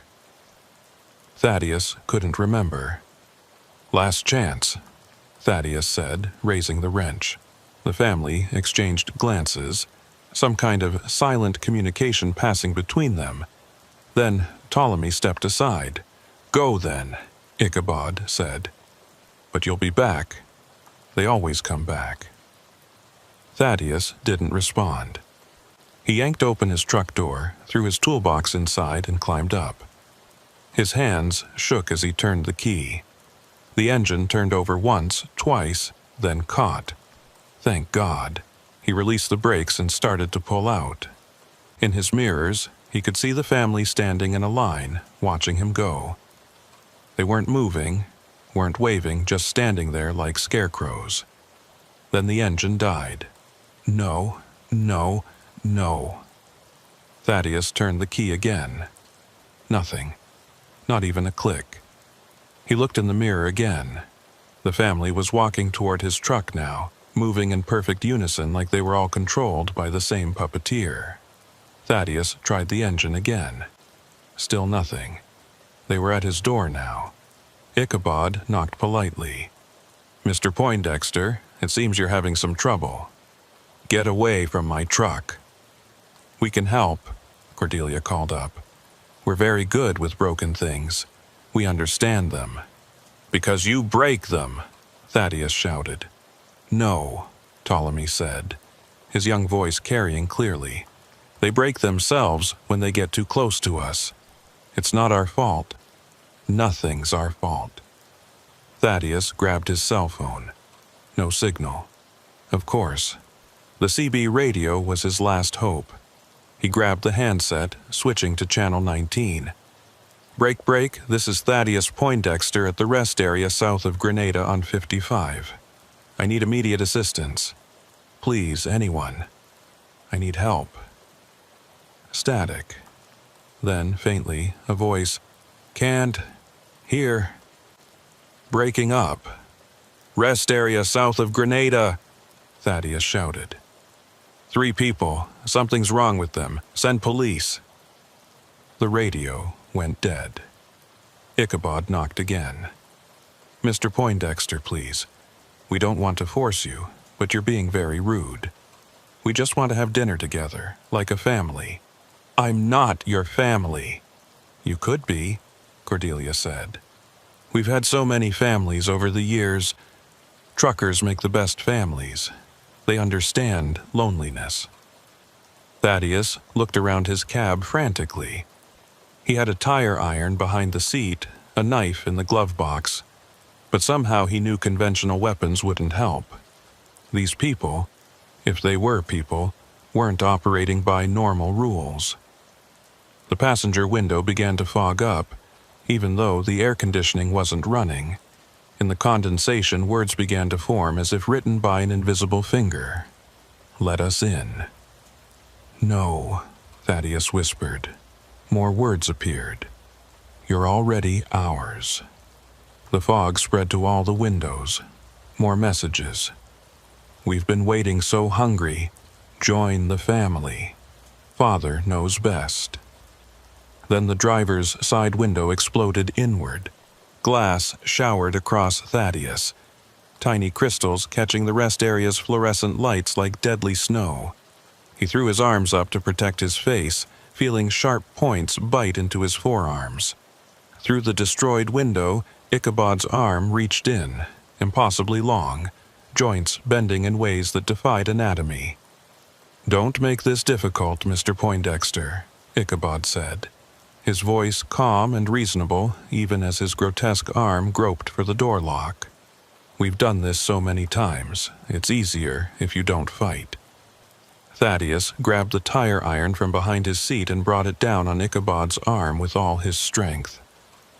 The sound it made wasn't the crack of breaking bone or the thud of impact on flesh. It was like hitting a bag of wet sand, dull, yielding, wrong. Ichabod didn't even flinch. His fingers found the lock, clicked it open. The door swung wide, and Cordelia was there, smiling that empty smile. "Come along now. Dinner's getting cold." "There is no dinner." Thaddeus swung the tire iron at her, but she moved with inhuman speed, catching it mid-swing. Her grip was like a vice, and the metal began to bend under her fingers. "There's always dinner," she said. "We're always hungry. That's what happens when you've been empty for so long." Ptolemy appeared on the passenger side, his child's face pressed against the window. "I can come through there too," he said, his breath fogging the glass. "I can come through anywhere. We all can. We learned how." "What are you?" Thaddeus asked, still struggling to pull the tire iron free from Cordelia's grip. "We're a family," Ichabod said. "We were a family, driving to Florida for vacation, just like I said." That part was true. "It was 1907, Cordelia added, her grip never loosening. Ptolemy was so excited. His first time seeing the ocean. "But we never made it," Ptolemy said from the passenger window. "We stopped here just like you." "There were others here," Ichabod continued. "Others who were hungry. So hungry. They said they just wanted to share a meal, to be a family for a little while." "We were naive," Cordelia said. "We thought we were helping. We thought we were being good Christians, sharing with those less fortunate." "They killed you," Thaddeus said, understanding beginning to dawn. "No," Ichabod said. "Worse. They made us like them, passed on their hunger, their need. Then they left, finally satisfied, finally able to move on. But we couldn't leave. We can never leave." "The van," Cordelia said, finally releasing the tire iron which fell to the ground with a clang. "It's our anchor. As long as it's here, we're here. And as long as we're hungry, we stay hungry. But if we feed," Ptolemy added, his child's voice carrying ancient weariness, "if we finally, truly feed, maybe we can leave too. Maybe we can finally continue our vacation." "I won't let you," Thaddeus said, though he knew how hollow the threat was. "You don't have to let us," Ichabod said. "It just happens. You get close to us, you become part of us. That's how it works. That's how it's always worked." Thaddeus felt it then, a pull, like invisible threads connecting him to them. He looked at his hands and saw they were beginning to pale, the color draining from his skin. "No!" He lunged for the ignition, turning the key desperately. For a moment, nothing. Then, miraculously, the engine roared to life. "That won't help," Cordelia said sadly. "You can drive away, but you'll come back. They always come back. The hunger brings them back." Thaddeus slammed the truck into gear, not caring that Ichabod's arm was still partially through the window. The thin man was dragged for several feet before his arm simply detached. No blood, no scream of pain. The arm fell to the ground and dissolved into what looked like dust. In the mirrors, Thaddeus saw Ichabod standing there, his arm already regrown, waving goodbye with it. He drove, pushing the truck as hard as he dared, his speedometer climbing past 70, 80. The rest area receded into darkness behind him, but that pulling sensation didn't fade. If anything, it got stronger. 5 miles down the road, the engine sputtered. "No, come on, not now." 10 miles, and it died completely. Thaddeus coasted to the shoulder, his hands shaking as he tried to restart the engine. Nothing. He checked his fuel gauge, 3/4 full. Battery gauge showed full charge. Everything should be working. He grabbed his cell phone. Still no signal, even though he could see a cell tower in the distance, its red lights blinking in the pre-dawn darkness. The CB radio produced only static. Then, in his side mirror, he saw them, walking along the highway toward him, not hurrying, just walking with that synchronized gait. They were a mile away, half a mile, closer. How were they moving so fast? Thaddeus tried the engine again. It turned over. He nursed it, giving it gas gently, and it caught. He pulled back onto the highway, accelerating smoothly. In the mirror, the family stopped walking. They just stood there on the side of the road, watching, waiting. 3 more miles, and the engine died again. This time, when they appeared in his mirrors, they were closer to start with. Only a 1/4 mile back. "This is impossible," Thaddeus muttered, trying the ignition again. This time it took longer to start, and when it did, the engine sounded rough, labored. He made it another 2 miles before it died for the 3rd time. They were right behind him now. He could see their faces clearly in the mirror. Those empty smiles, those hungry eyes. A knock on his door.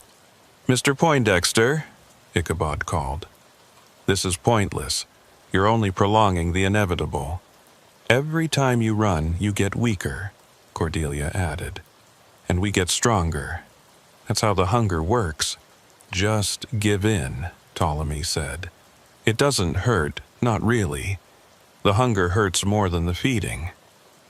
Thaddeus looked at his hands. They were definitely paler now, and he could see the veins through the skin, dark and prominent. He felt cold, despite the Mississippi heat. And worse, he felt empty. A gnawing, aching emptiness in his gut that had nothing to do with food. The engine wouldn't even turn over now. I've called for help, Thaddeus lied. The police are coming. No one's coming, Ichabod said. No one ever comes. This stretch of road, it's special. People drive through it all the time, but they never really see it, never remember it, unless they stop at the rest area, unless they meet us. Then other truckers, the 2 trucks at the rest area? Cordelia interrupted. They've been there for 3 months. The drivers are still in their cabs, still sitting there, still trying to leave, but they can't. They're part of the family now, even if they won't admit it. 3 months? Those trucks had looked normal, just parked for the night. You're lying. Go back and look, Ptolemy suggested. Go back and see. You'll understand then. Against every instinct, Thaddeus found himself considering it. The pull was stronger now, not just physical, but mental. The rest area seemed safe, comfortable. The family seemed reasonable. They were just hungry. He understood hunger. That's it, Ichabod encouraged. You're beginning to understand. The hunger isn't evil, it just is. We just are. We didn't choose this, Cordelia added. But we've accepted it. And once you accept it, it's not so bad. You're never alone. You always have family. Thaddeus's hand moved toward the door handle without his conscious control. He watched it, fascinated and horrified as his fingers gripped the handle. That's good, Ptolemy said. Just come out. Come back with us. Have dinner. The door opened. The Mississippi night air rushed in, thick with humidity and that sweet, cloying smell of decay. But underneath it was something else. The smell of food. Real food. His stomach, which he hadn't realized was cramping with hunger, twisted demandingly. When did you last eat? Ichabod asked gently. Really eat, not those cold sandwiches in your cooler. Real food, hot food, family food? Thaddeus tried to remember. The truck stop in Memphis? That had been... how long ago? Hours? Days? Time seemed fuzzy, uncertain. He stepped down from the cab, his legs shaky. The family surrounded him, but not threateningly. They were just there, close, warm despite the coldness he felt. Come, Cordelia said, taking his arm. Her touch was gentle, almost motherly. Let's go home. Home, the rest area. Yes, that made sense. They walked along the highway, and Thaddeus found his stride matching theirs perfectly. Left foot, right foot, in perfect synchronization. It felt natural. It felt right. Cars passed them, but none slowed. None stopped. It was like they were invisible. They can't see us, Ichabod explained. Not unless they're meant to. Not unless they're hungry too. The rest area appeared ahead, its lights welcoming in the darkness. As they got closer, Thaddeus could see the 2 trucks Cordelia had mentioned. She was right. They looked different now. Older, covered in dust and pollen.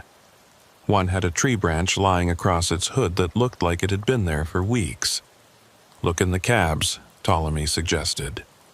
Thaddeus approached the nearest truck, peering through the driver's side window. In the dim light, he could see a figure sitting in the driver's seat. Not moving, not dead, just sitting, waiting. The man's eyes were open, staring straight ahead at nothing.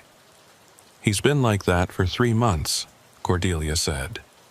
He fought longer than most, kept trying to leave, kept making it a little farther each time, but eventually he understood.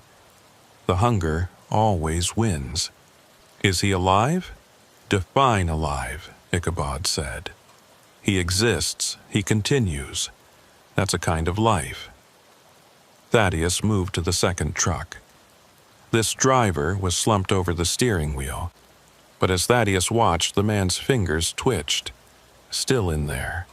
Still aware. "This will be me," Thaddeus said. It wasn't a question. "Not necessarily," Cordelia said. "Some join the family properly, help us feed, help us find others who can satisfy the hunger. Those ones don't end up in their trucks. They get to move, to hunt, to be part of something. All I have to do is help you hurt others." "Not hurt," Ichabod corrected. "Share. Share the hunger. Spread it. That's all we do. We're not monsters, Mr. Poindexter. We're just hungry. And now, so are you." He was right. The emptiness in Thaddeus's gut was growing, becoming all-consuming. It wasn't just hunger for food. It was hunger for warmth, for connection, for something he couldn't quite name. "Feel it," Ptolemy said, taking Thaddeus's hand. The boy's skin was cold, but somehow that felt normal now.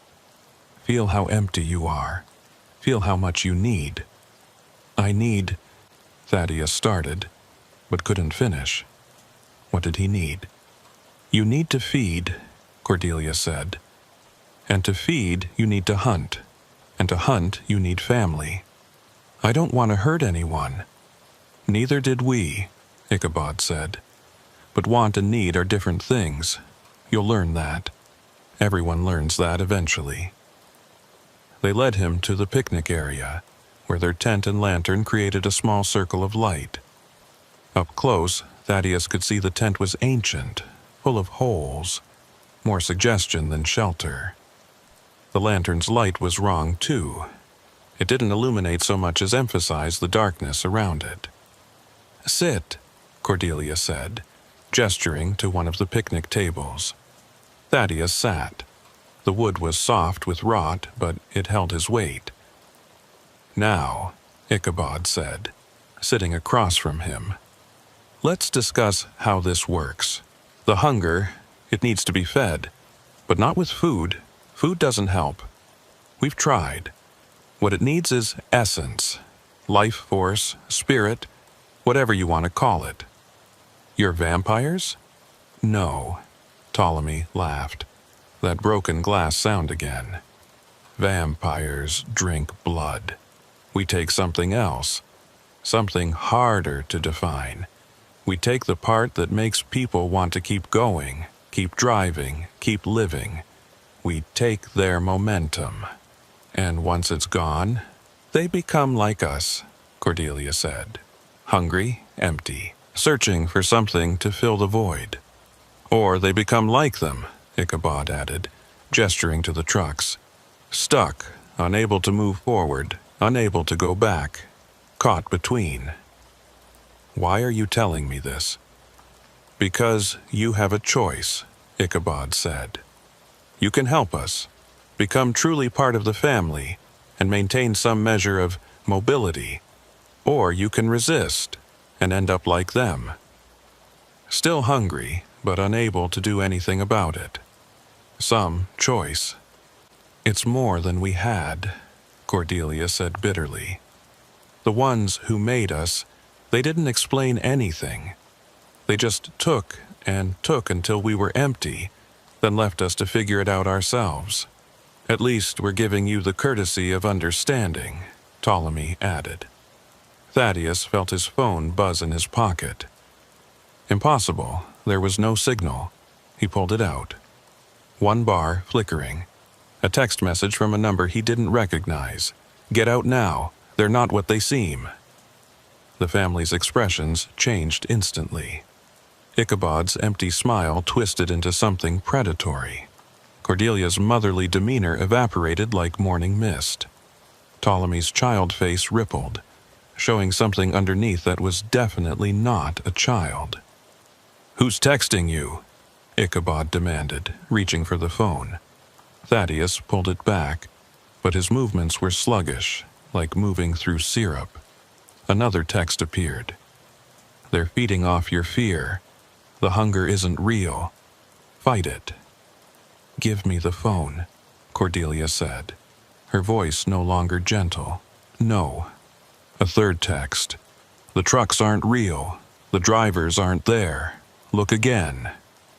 Thaddeus turned toward the trucks. For a moment they flickered, there 1 second, gone the next, then back again, like a bad signal on an old television. "Don't look at them," Ptolemy said urgently.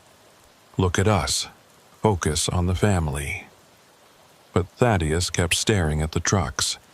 The more he concentrated, the more they wavered. Through them, he could see the empty rest area. No vehicles at all except his own truck and the ancient minivan. "It's an illusion," he breathed. "No," Ichabod said, gripping Thaddeus's shoulder. His touch burned cold. "The illusion is thinking you can leave. The illusion is believing you're anything other than ours." Another text. "I'm in the trees. When I signal, run to your truck." Thaddeus scanned the tree line. There, a flash of light. Someone with a flashlight. "Who's out there?" Cordelia hissed, her head swiveling unnaturally far to scan the darkness. "Someone who knows what you are," Thaddeus said, feeling strength return to his limbs. The hunger was still there, but weaker. Manageable. "Impossible," Ichabod said. "No one remembers us. No one escapes to tell." The flashlight flashed 3 times. The signal. Thaddeus ran. He'd never moved so fast in his life. His 53-year-old body suddenly capable of sprinting like he was 20 again. Behind him, the family shrieked. Not human sounds, but something else.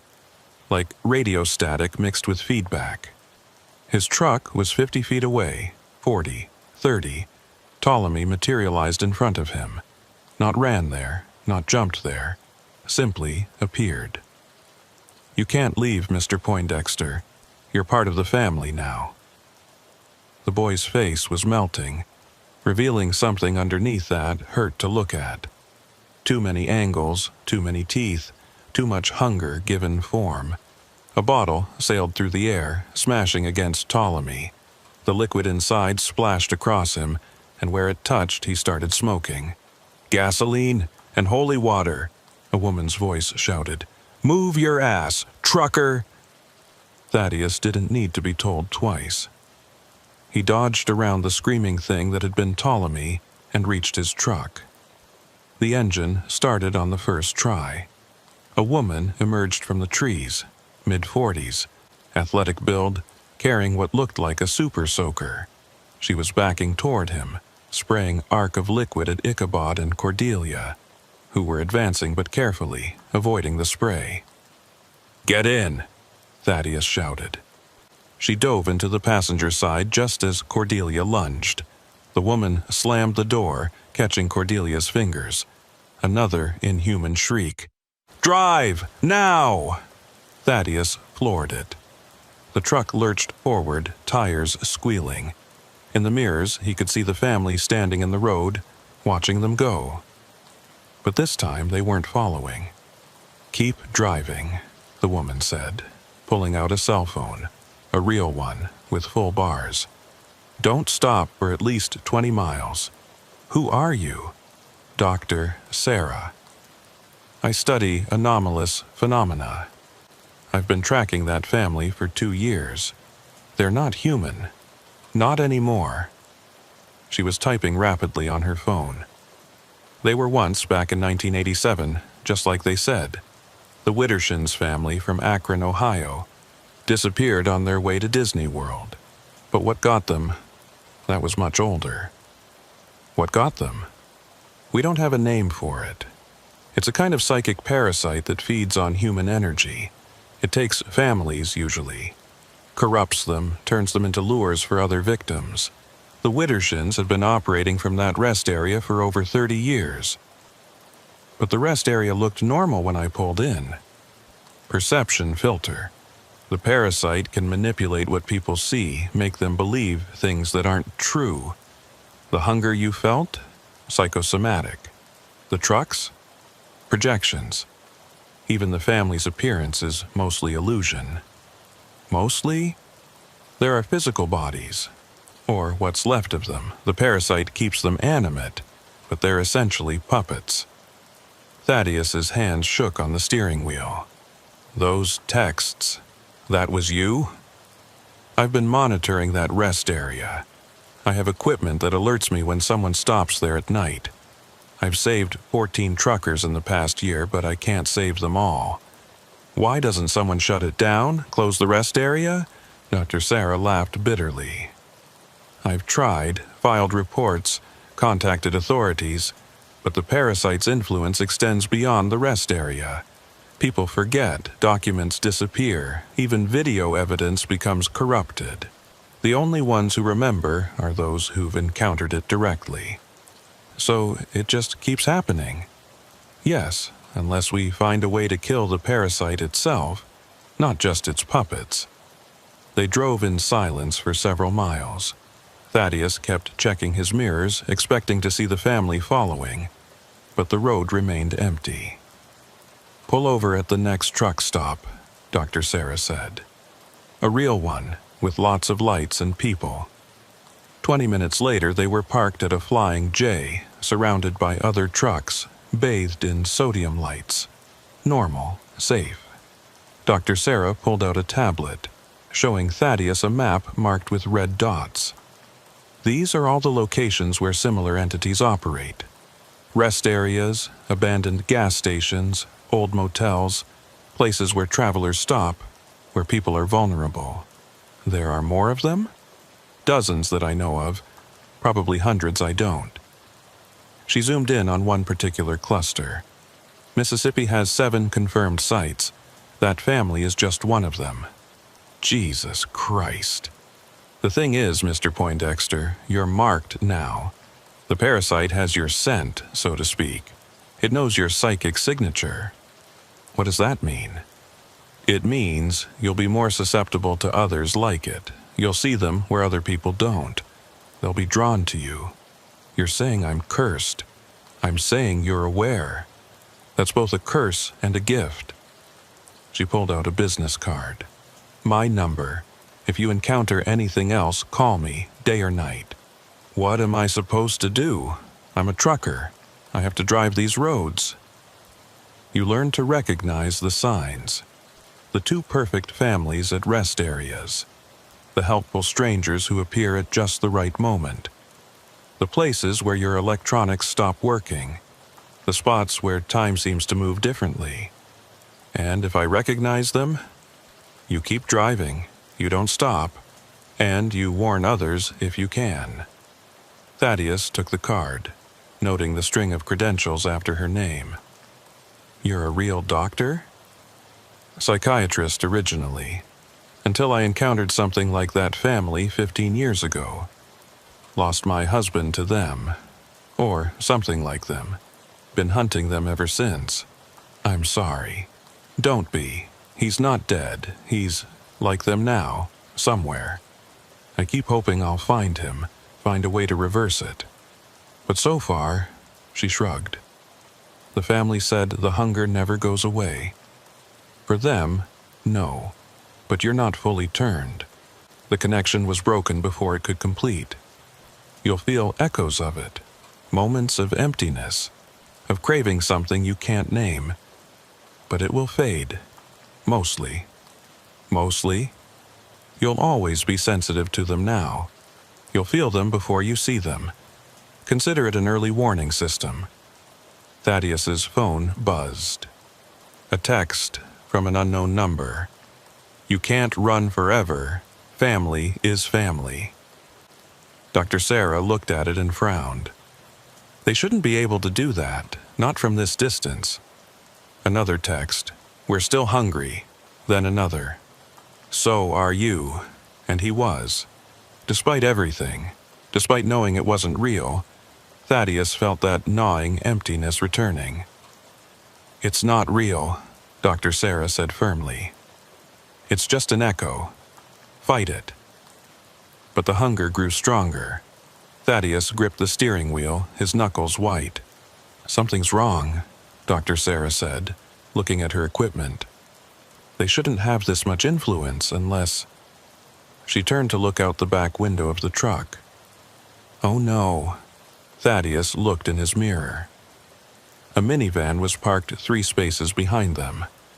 Old, rusty, with its hood up. They followed us. No, they were already here, waiting. Dr. Sarah grabbed her gear. Mr. Poindexter, we need to move, now. But when Thaddeus tried to start the truck, nothing happened. The engine was dead. They're getting stronger, Dr. Sarah said. Learning. Adapting. Through the windshield, Thaddeus could see them approaching. Not just the Widdershins family, but others. A dozen figures, all moving with that same synchronized gait, all wearing those empty smiles. How many families have they turned? Thaddeus whispered. Too many, Dr. Sarah said, loading her super soaker with shaking hands. Far too many. The figures surrounded the truck. Men, women, children of all ages, all hungry, all empty, all reaching out with pale hands toward the windows. Mr. Poindexter, Ichabod's voice came from everywhere and nowhere. You can't escape family. The windows began to crack, not from impact, but from pressure, from need, from hunger. When I say run, Dr. Sarah said, we run for the store. There are people there, witnesses. They can't maintain the illusion with too many observers. What if we don't make it? Then we become like them, another family hunting in the night. The windshield spider-webbed. Ready? Thaddeus nodded, though he wasn't ready. Could never be ready for this. The windshield exploded inward. Glass erupted across the cab like deadly confetti. Thaddeus threw himself sideways, pulling Dr. Sarah with him as thousands of fragments filled the air where their heads had been. Through the destroyed windshield, pale hands reached in, dozens of them, all grasping, all desperate. Now! Dr. Sarah shouted. They burst out the passenger door together, Thaddeus's bulk bowling over 2 of the creatures that had been Cordelia and someone else. A teenage girl in a Letterman jacket from some high school he didn't recognize. They hit the ground hard, and Thaddeus felt that cold burning where their skin touched his. The Flying J was 50 yards away, its bright lights promising safety. But between them and it stood at least 20 of the things, all moving to cut them off with that horrible synchronized precision. Dr. Sarah sprayed her mixture in a wide arc, creating a gap. Move! They ran. Behind them, Thaddeus could hear pursuit. Not footsteps, but something worse. A rustling like dead leaves skittering across pavement. He didn't look back. 30 yards, 20, a child appeared directly in their path. Not Ptolemy, but another boy, maybe 6 years old, wearing pajamas with cartoon dinosaurs. His eyes were ancient, empty, hungry. Please, the boy said. I'm so hungry. Dr. Sarah didn't hesitate. She kicked the child thing square in the chest, sending it flying. It made no sound as it hit the ground, just got back up and kept coming. 10 yards. The automatic doors of the Flying J sensed them and slid open. They dove through, Thaddeus crashing into a display of chips, Dr. Sarah rolling and coming up with her weapon ready. The fluorescent lights inside were harsh, beautiful, real. There were people, normal people. A tired cashier, 2 truckers getting coffee, a family arguing over snack choices. The thing stopped at the threshold. They couldn't cross. Not with so many witnesses. Sir, are you okay? The cashier, a young man with gauges in his ears, was staring at them with concern. Thaddeus realized how they must look, covered in glass fragments, sweating, terrified. There was an accident, Dr. Sarah said smoothly, despite her heavy breathing. Windshield exploded. Defective glass. We're fine, just shaken. Should I call the police? Already done, she lied. We just need a moment. Through the glass doors, Thaddeus could see them. Still there, still waiting. But to everyone else, they were invisible. The other customers walked past the doors without seeing the crowd of hungry dead standing just outside. They can't come in, Dr. Sarah whispered. Too many living minds. Too much reality. It breaks their illusion. So, we're safe? For now? But we can't stay here forever. Thaddeus's phone buzzed. Another text. Come outside. End this. Join the family. Then another. Everyone leaves eventually. And another. We have all the time in the world. Block the number, Dr. Sarah said. It's not a number. It just says unknown. Then turn the phone off. He did. It buzzed anyway. That's not possible, he said, staring at the dark screen now showing a message.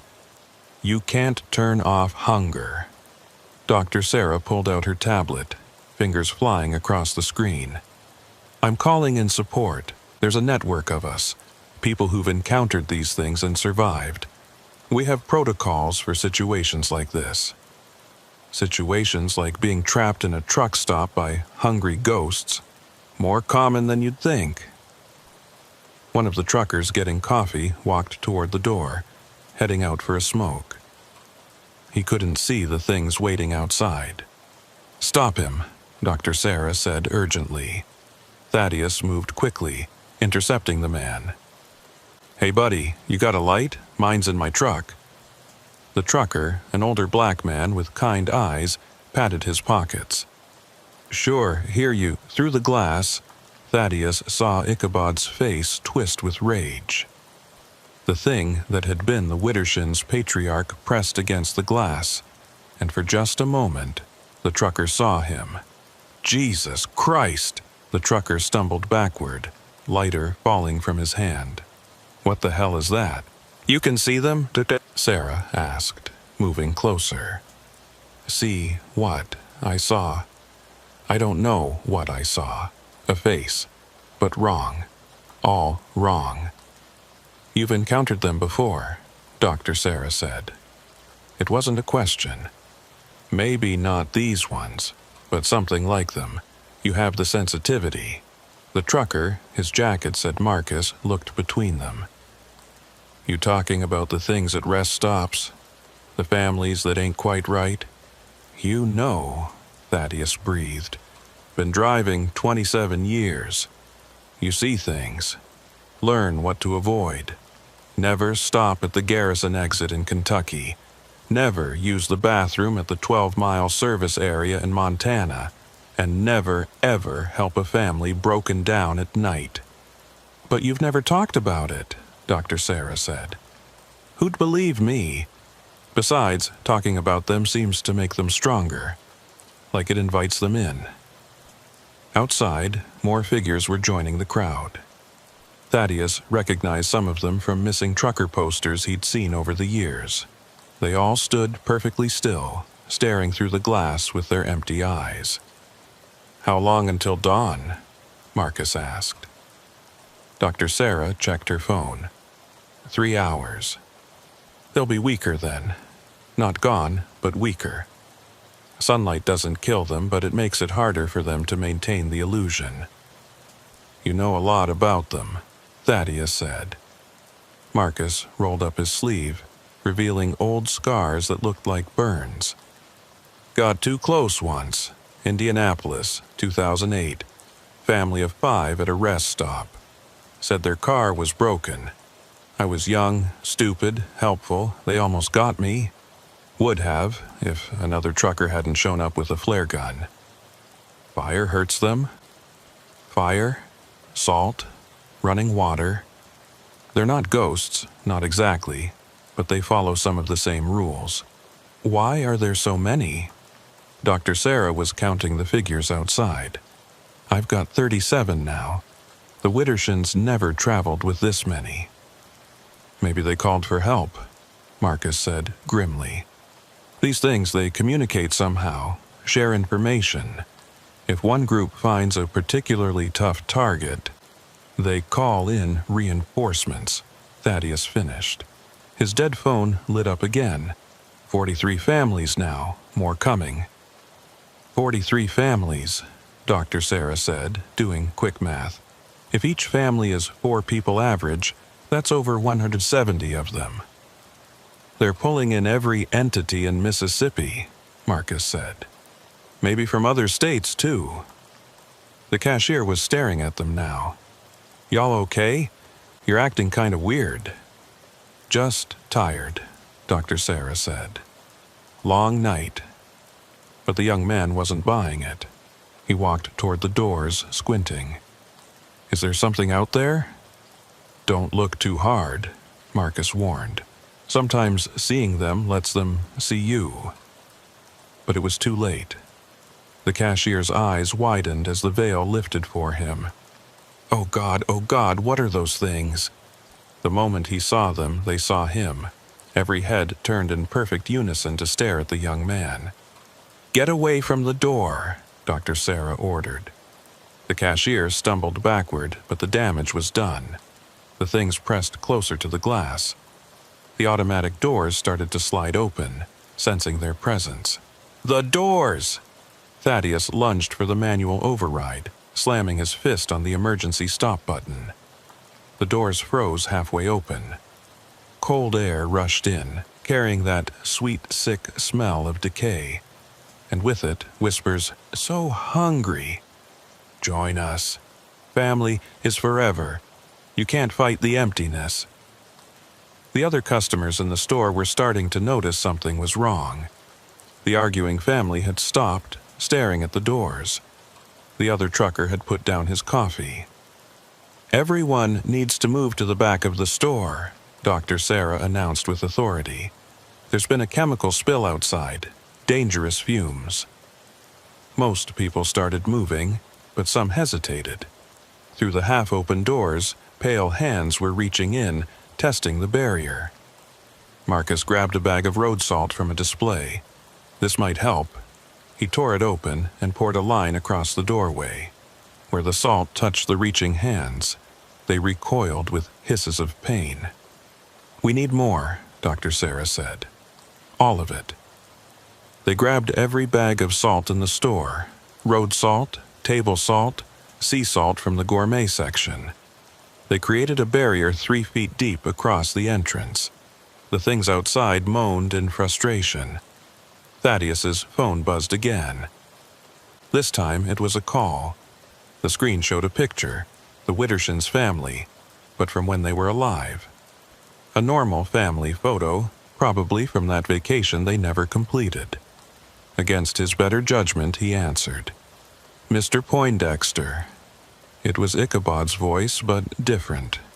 Sadder, more human. Please, we just want to go home. You are home. That rest area is your home. No, home is Akron. Home is our little house on Maple Street. Home is where Ptolemy's toys are, where Cordelia's garden grows, where our lives were. Your lives ended in 1987. Did they, or did they just change? We're still here, still together, still a family. You're parasites. You feed on others. We feed because we must, because the hunger demands it. But if we could fill it, truly fill it, maybe we could rest. Maybe we could finally take that vacation. What do you want from me?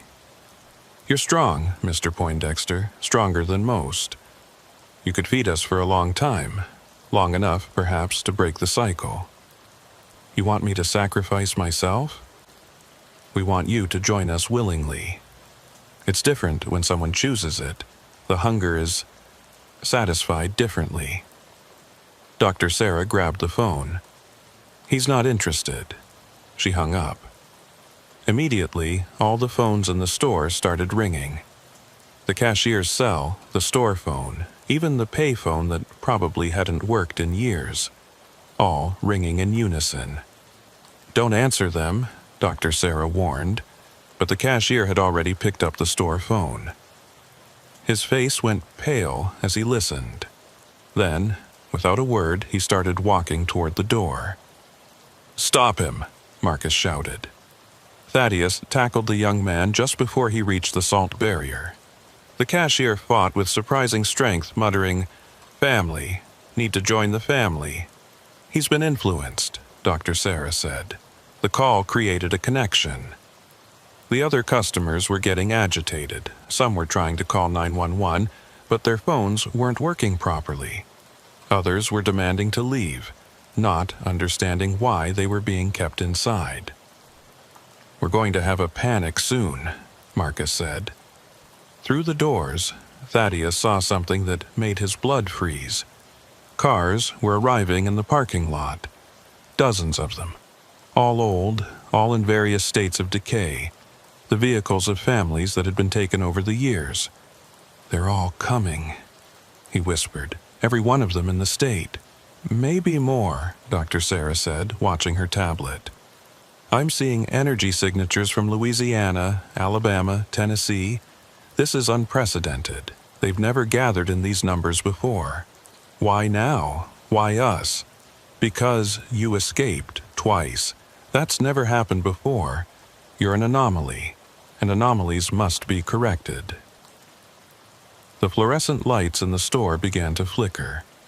The temperature dropped 10 degrees in seconds. "They're pushing against reality itself," Dr. Sarah said. "This many of them, all focused on one point. They might actually be able to break through. What happens if they do? Then this place becomes like the rest area, a wound in the world where the normal rules don't apply." The salt barrier began to smoke. The crystals were darkening, consumed by some invisible force. "We need another solution," Marcus said. Dr. Sarah was typing frantically on her tablet. "I've sent out an emergency call. Every hunter in 5 states knows what's happening, but help won't arrive in time. Then we fight," Thaddeus said, surprising himself with his determination. "With what? You can't fight hunger with your fists." "No, but you can feed it." They all looked at him. "You said they want me specifically, that I could feed them for a long time. What if I gave them what they wanted?" "That's suicide," Dr. Sarah said flatly. "Is it? Or is it the only way to save everyone else in this store? There has to be another way." But even as she said it, the salt barrier crumbled entirely. The doors slid fully open. The things poured in. The store erupted in chaos. Customers screamed as they finally saw what had been hidden. The pale figures moved through the aisles like a tide, reaching for anyone they could touch. Marcus threw bags of chips and cans of soup, anything he could grab. It didn't hurt them, but it slowed them slightly. Dr. Sarah emptied her super soaker, creating a path of burning, screaming entities, but there were too many. And in the middle of it all stood the Widdershins family, patient as death, waiting for Thaddeus to make his choice. "Mr. Poindexter," Ichabod said, his voice cutting through the chaos, "end this. You know what you have to do." Thaddeus looked around the store. The cashier was pressed against a wall, terrified. The family with children huddled behind the counter. Marcus and Dr. Sarah fought desperately, but they were being overwhelmed. All these people would die, or worse, because of him. Because he'd stopped at the wrong rest area. Because he'd escaped what should have claimed him. "If I come with you," he said, "you let everyone else go." "Thaddeus, no," Dr. Sarah shouted. "All of them," Thaddeus continued. "Every person in this store walks out alive and unchanged, and you never come back here, never hunt from this place again." Ichabod considered this. You'll come willingly? No resistance? No resistance. Then we have an accord. The chaos stopped instantly. The entities stepped back, creating a path from Thaddeus to the door. Don't do this, Dracera pleaded. Take care of my truck, Thaddeus said, tossing her his keys. Make sure my company knows.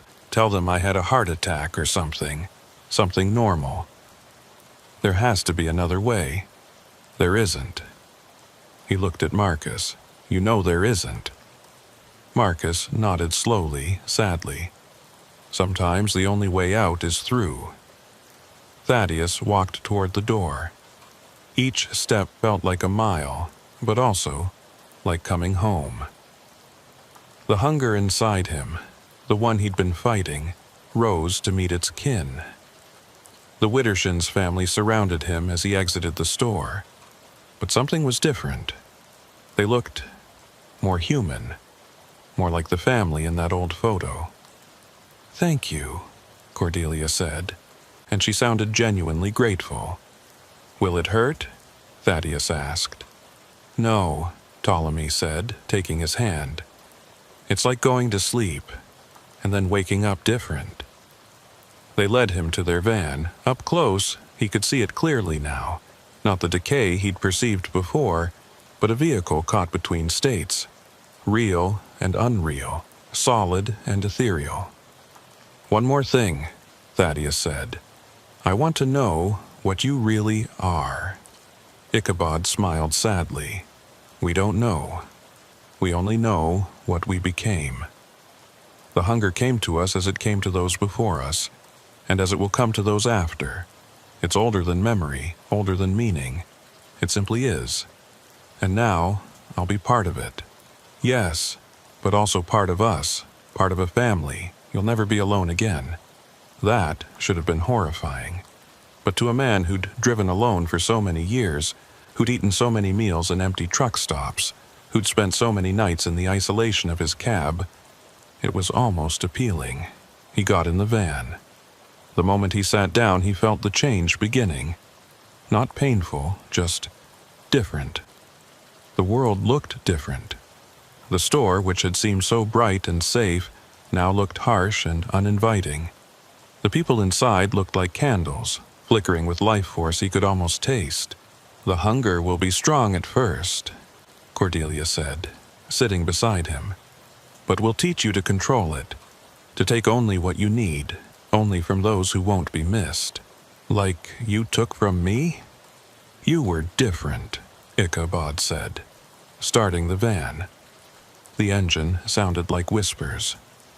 You were strong enough to carry us all, to fill the void that's been growing for decades. With you, we might finally be able to rest.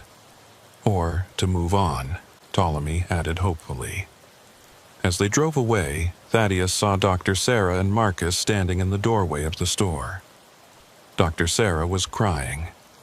Marcus saluted. His phone, his dead, turned-off phone, lit up one last time. A text from Dr. Sarah. I'll find a way to save you, I promise. But Thaddeus knew she wouldn't. Couldn't.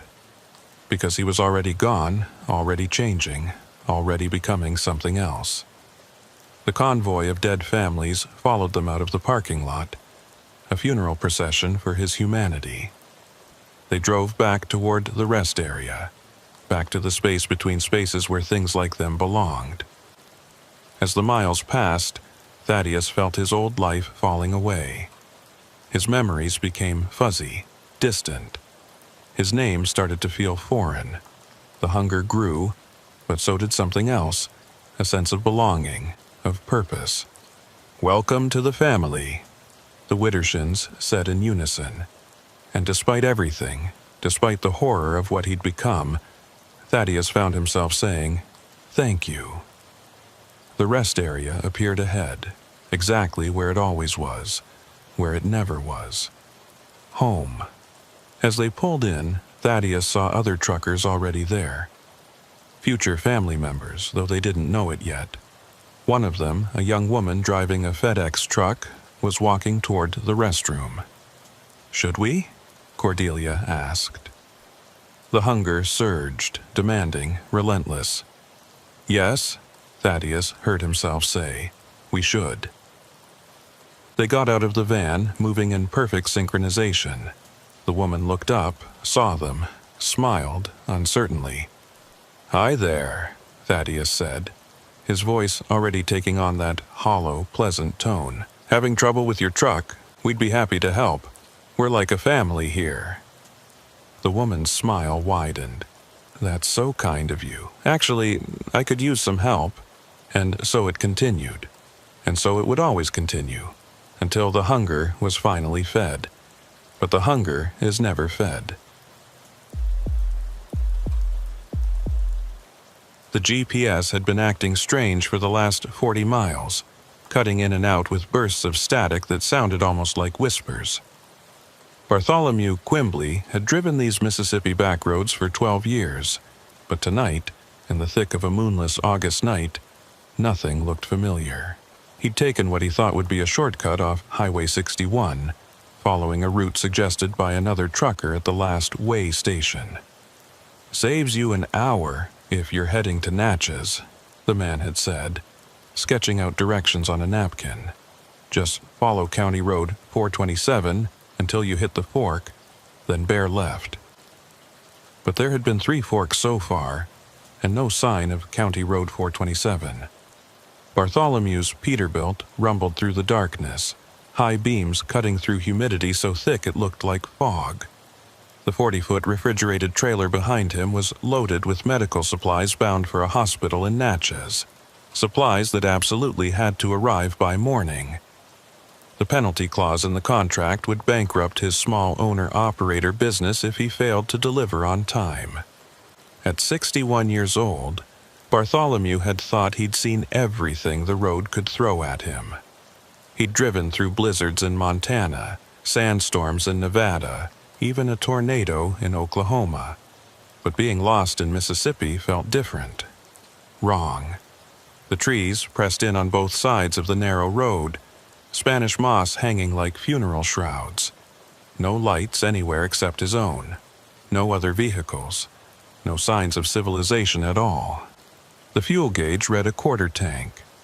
Enough to go maybe 60 more miles if he was careful. The problem was, he had no idea if he was 60 miles from anywhere or 600. His phone showed no signal, hadn't for the last hour. The CB radio produced nothing but static on every channel. Even the satellite radio had gone quiet, leaving him alone with the rumble of the engine and his increasingly anxious thoughts. A shape appeared in the road ahead. Bartholomew hit the brakes, the trailer's weight pushing against the cab as he brought the rig to a stop. A tree had fallen across the road, a massive oak that must have been growing for centuries. There was no way around it. The ditches on either side were too deep for his truck to navigate. Damn it all to hell, Bartholomew muttered, setting the parking brake. He'd have to back up, find somewhere to turn around. But as he put the truck in reverse, his backup lights illuminated something that made his blood run cold. Another tree had fallen across the road behind him. He was certain it hadn't been there when he'd passed. He would have seen it, would have felt the truck drive over even a branch. He was trapped. Bartholomew sat in his cab for a moment, considering his options. He could wait until morning, hope someone came along. But the medical supplies needed refrigeration, and his trailer's cooling unit would drain the battery if he let it run all night without the engine going. He could try to move one of the trees, but even the smaller one probably weighed several tons. Then he saw the light. Off through the trees to his right, maybe 100 yards into the forest, a warm yellow glow like lamplight. A house? Way out here? He grabbed his flashlight and his phone, locked the truck, and started walking toward the light. The ground was soft, spongy with decades of decomposed leaves. The air smelled of rot and stagnant water. Something rustled in the underbrush, keeping pace with him but staying just out of his flashlight's beam. The light grew brighter as he pushed through the undergrowth. Then, suddenly, the trees opened up into a cleared area. and Bartholomew found himself looking at the most incongruous thing he'd ever seen in the Mississippi backwoods. It was a house, but not the rundown shack or modest farmhouse he'd expected. This was a mansion, 3 stories of pristine white columns and wraparound porches, like something out of Gone with the Wind. Every window blazed with light, and he could hear music, old-timey jazz, drifting from inside. A couple sat on the front porch in rocking chairs, despite the late hour. The man stood as Bartholomew approached, and even in the dim porch light, Bartholomew could see he was dressed like someone from another era. Suspenders, bow tie, hair slicked back with pomade. "Well, well," the man called out in a cultured southern accent. "A visitor. How delightful. I'm Archibald Pennywhistle, and this is my wife, Magnolia." The woman stood as well, smoothing down a dress that belonged in a 1950s catalog. She was beautiful in an unsettling way, like a porcelain doll that had been too perfectly painted. "I'm sorry to bother you folks," Bartholomew said, stopping at the porch steps. "My truck is blocked by fallen trees and I'm lost. I was wondering if I could use your phone." Archibald and Magnolia exchanged a look that Bartholomew couldn't quite read. "Oh, I'm afraid we don't have a telephone," Archibald said. "We prefer to live simply out here, away from all that modern nonsense." "No phone?" Bartholomew looked at the house again. Electric lights blazed in every room. He could hear the jazz coming from what sounded like a record player, but a very high-quality one. "Maybe you could tell me where I am, then?" Bartholomew asked. "I was trying to find County Road 427. 427? Magnolia laughed, a tinkling sound like breaking china. "My dear man, there hasn't been a County Road 427 in these parts for 30 years. They rerouted everything when they built the new highway." 30 years? But the trucker at the way station had just— "You look tired," Archibald said, descending the porch steps. Up close, Bartholomew could see the man's skin had an odd quality to it, too smooth, like wax. "Why don't you come in, have some refreshment? We so rarely have visitors. I really should get back to my truck." "Nonsense. Those trees aren't going anywhere, and neither is your truck.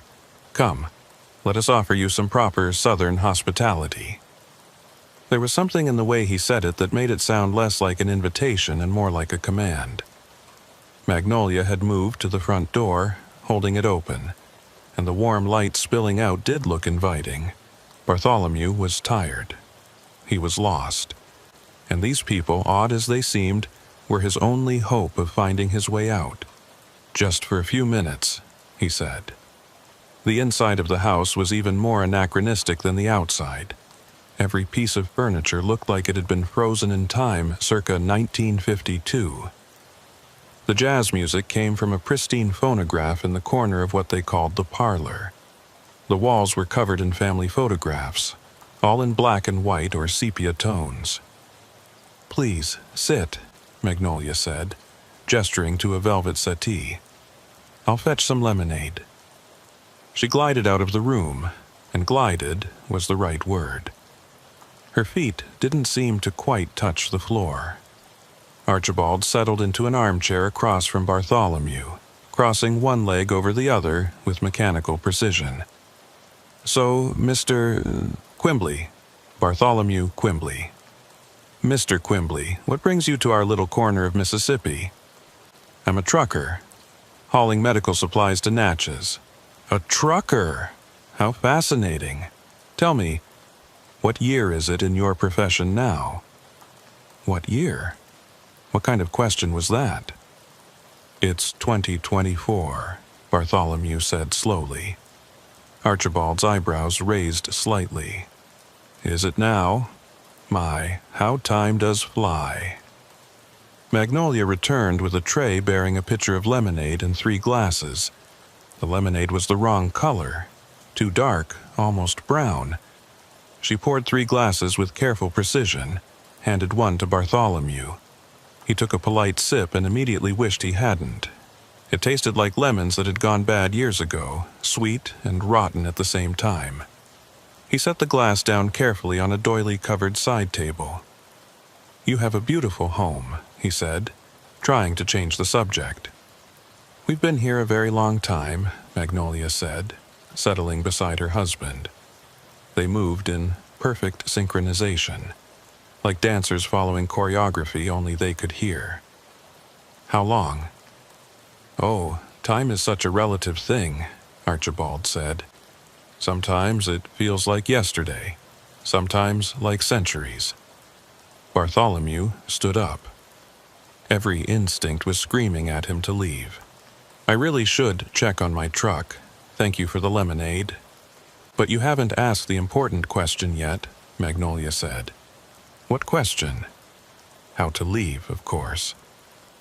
The temperature in the room seemed to drop 10 degrees. The jazz music slowed, warped, like the record was melting. "The roads around here," Archibald said, standing as well. "They're tricky. They don't always go where you think they will. Don't always take you where you want to go. Sometimes," Magnolia added, also rising, "they bring you exactly where you're meant to be. I'm meant to be in Natchez, with my delivery. Are you, or are you meant to be here with us? We've been waiting for someone like you. Someone like me. Someone strong. Someone with endurance. Someone who can help us with our particular situation." Bartholomew backed toward the door. "I think there's been a misunderstanding. I just need directions."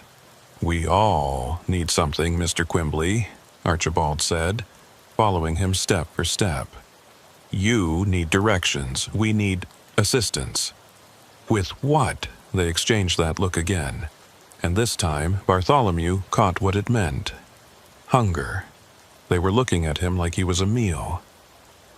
"You see," Magnolia said, her voice dropping to barely above a whisper, "we've been here so very long, and we're so very tired, but we can't leave, can't rest, can't stop." "Stop what?" "Collecting," Archibald said. The photographs on the walls suddenly made sense.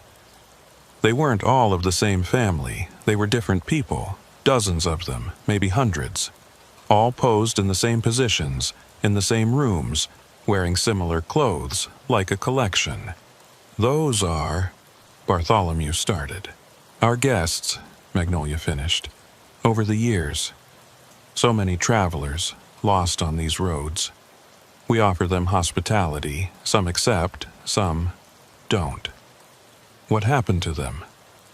"They're still here," Archibald said, and his smile was too wide, showing too many teeth. "Would you like to meet them?" Bartholomew ran. He burst through the front door, leaped off the porch, and ran toward the trees where he'd entered the clearing. Behind him, he heard Archibald and Magnolia laughing. Not the normal laughter of amused hosts, but something else. Something that sounded like wind through a graveyard. The trees seemed denser than before. The path he'd taken vanished. Branches caught at his clothes. Roots tried to trip him. His flashlight flickered and died, leaving him to stumble through the darkness guided only by the faint glow of his truck's marker lights in the distance. When he finally broke through to the road, he saw something that made him stop dead in his tracks. The fallen trees were gone. The road was clear in both directions. But his truck was different. Older, covered in rust and moss like it had been sitting there for years. The trailer's refrigeration unit was silent, dark. The tires were flat, rotted. "That's not possible," he whispered. "Time is such a relative thing." He spun around. Archibald and Magnolia stood at the edge of the forest, still in their perfect clothes, still wearing their perfect smiles. "Your truck has been here for quite some time," Magnolia said. "Though, I suppose it's only been a few minutes for you." "That's not my truck." "Isn't it? Check the registration." Check the cargo." Against his better judgment, Bartholomew approached the cab. The door creaked open on rusty hinges. Inside, scattered on the seat, were his possessions: his logbook, his sunglasses, his coffee mug. But they were aged, faded, covered in dust. The logbook's last entry was dated August 15th, 2024. Today's date? No, today's date was August 15th, 2024. "How long?" he asked, not turning around. 3 years, Archibald said. "You've been our guest for 3 years." "That's impossible. I just got here." "You just got here. You've been here for 3 years. Both are true. Time doesn't work quite right around our house." Bartholomew's phone, dead for so long, suddenly lit up. Dozens of messages flooded in. Missed calls, texts, voicemails, all dated over the course of 3 years. His company wondering where he was. His sister filing a missing person report. His ex-wife calling to say she was sorry about their last fight. "Please come home. This is a trick." "The only trick," Magnolia said, moving closer, "is thinking time moves the same for everyone. You entered our house. You drank our lemonade. You became part of our collection, even if just for a moment." "Then let me go." "Oh, we will," Archibald said. "We always let our guests go, eventually, after they've helped us." "Helped you with what?" "Finding more guests, of course. You see, Mr. Quimbley, the house needs people. It feeds on their time, their stories, their essence, and in exchange, it keeps us young, beautiful, eternal." "You're parasites." Such an ugly word. We prefer to think of ourselves as curators. We preserve moments, preserve people, preserve stories. In photographs, among other things. Bartholomew noticed movement in the trees. Shapes, people. They emerged slowly. Dozens of them, all dressed in clothes from different eras. A man in a Union Army uniform. A woman in a 1920s flapper dress. A teenager in a Letterman jacket from the 1960s. More recent ones, too. A businessman in a 2000s suit.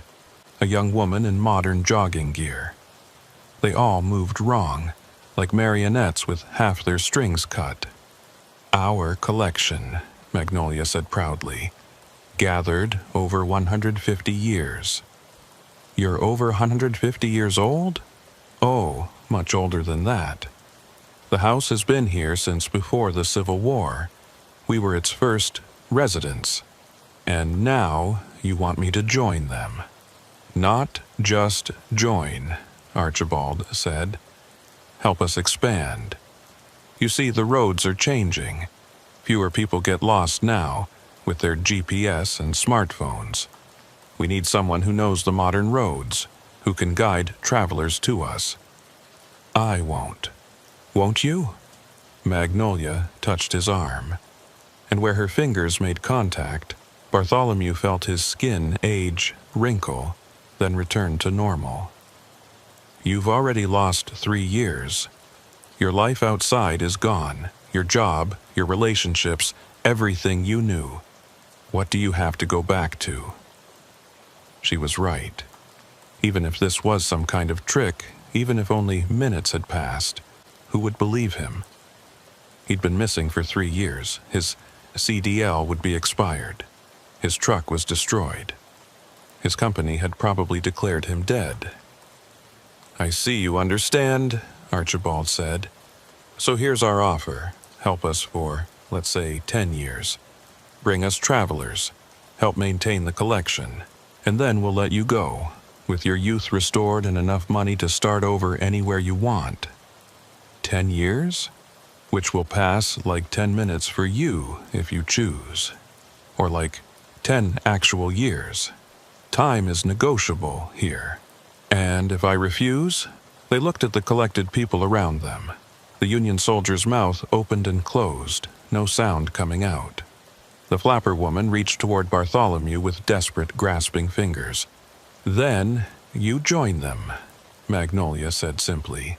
"Another photograph on our wall, another story in our collection, forever."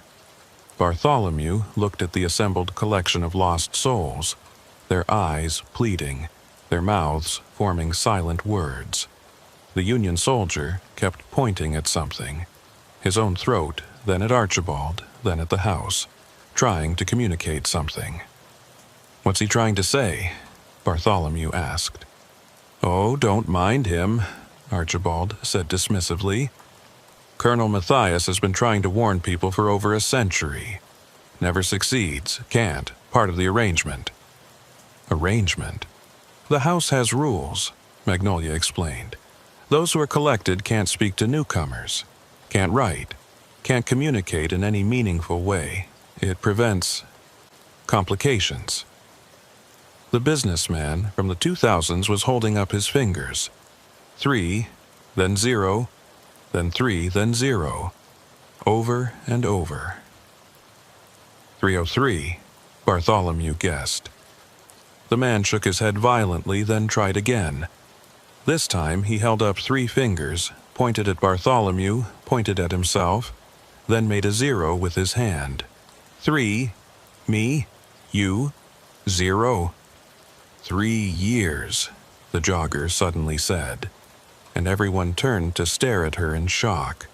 3 years becomes 0. He's trying to tell you. Her voice cut off mid-sentence. Archibald had raised his hand, and she froze completely, like someone had hit pause on a video. "Well, that's unfortunate," he said. "She must be newer than we thought. The binding hasn't fully set." He walked over to the frozen jogger, touched her forehead. She collapsed, then slowly got back up, her eyes now as empty as the others. "What did you do to her?" "Reset her. She'll be more compliant now." Magnolia sounded bored. "They all fight at first, then they accept, then they help. It's the way of things. You said 3 years had passed, but that businessman was trying to tell me something different." "Was he? How can you trust someone who's been here so long? The mind plays tricks after a while." But Bartholomew had caught something in their expressions when the jogger spoke. Fear. Just for a moment, but it was there. "You're lying about something." "Everyone lies, Mr. Quimbley. The question is whether the lie serves a purpose." Bartholomew's phone buzzed again. A new message, except it wasn't new. It was dated 3 minutes ago, August 15th, 2024, 3:47 a.m. "Where are you? Dispatch is freaking out. Your GPS went dark. Marcus, his dispatcher. 3 minutes ago, not 3 years. "Interesting," Archibald said, reading over his shoulder. "It seems the house can't quite decide what timeline you belong to. Because I haven't agreed to anything. Precisely. You're in flux. Schrodinger's trucker, you might say. Both here and not here, both then and now. Then I can still leave." "Can you?" Magnolia gestured to his truck. It flickered, alternating between rusted hulk and functional vehicle. "Which version would you drive? The one that's been rotting for 3 years, or the one that doesn't exist yet?" This was giving Bartholomew a headache. None of this makes sense. It doesn't have to make sense, it just has to be. Archibald walked back toward the house. "Come, let us show you something that might clarify matters." Bartholomew didn't want to go back into that house, but the collected people parted to form a path, gently herding him forward. He could run, but where? The roads might not even be real.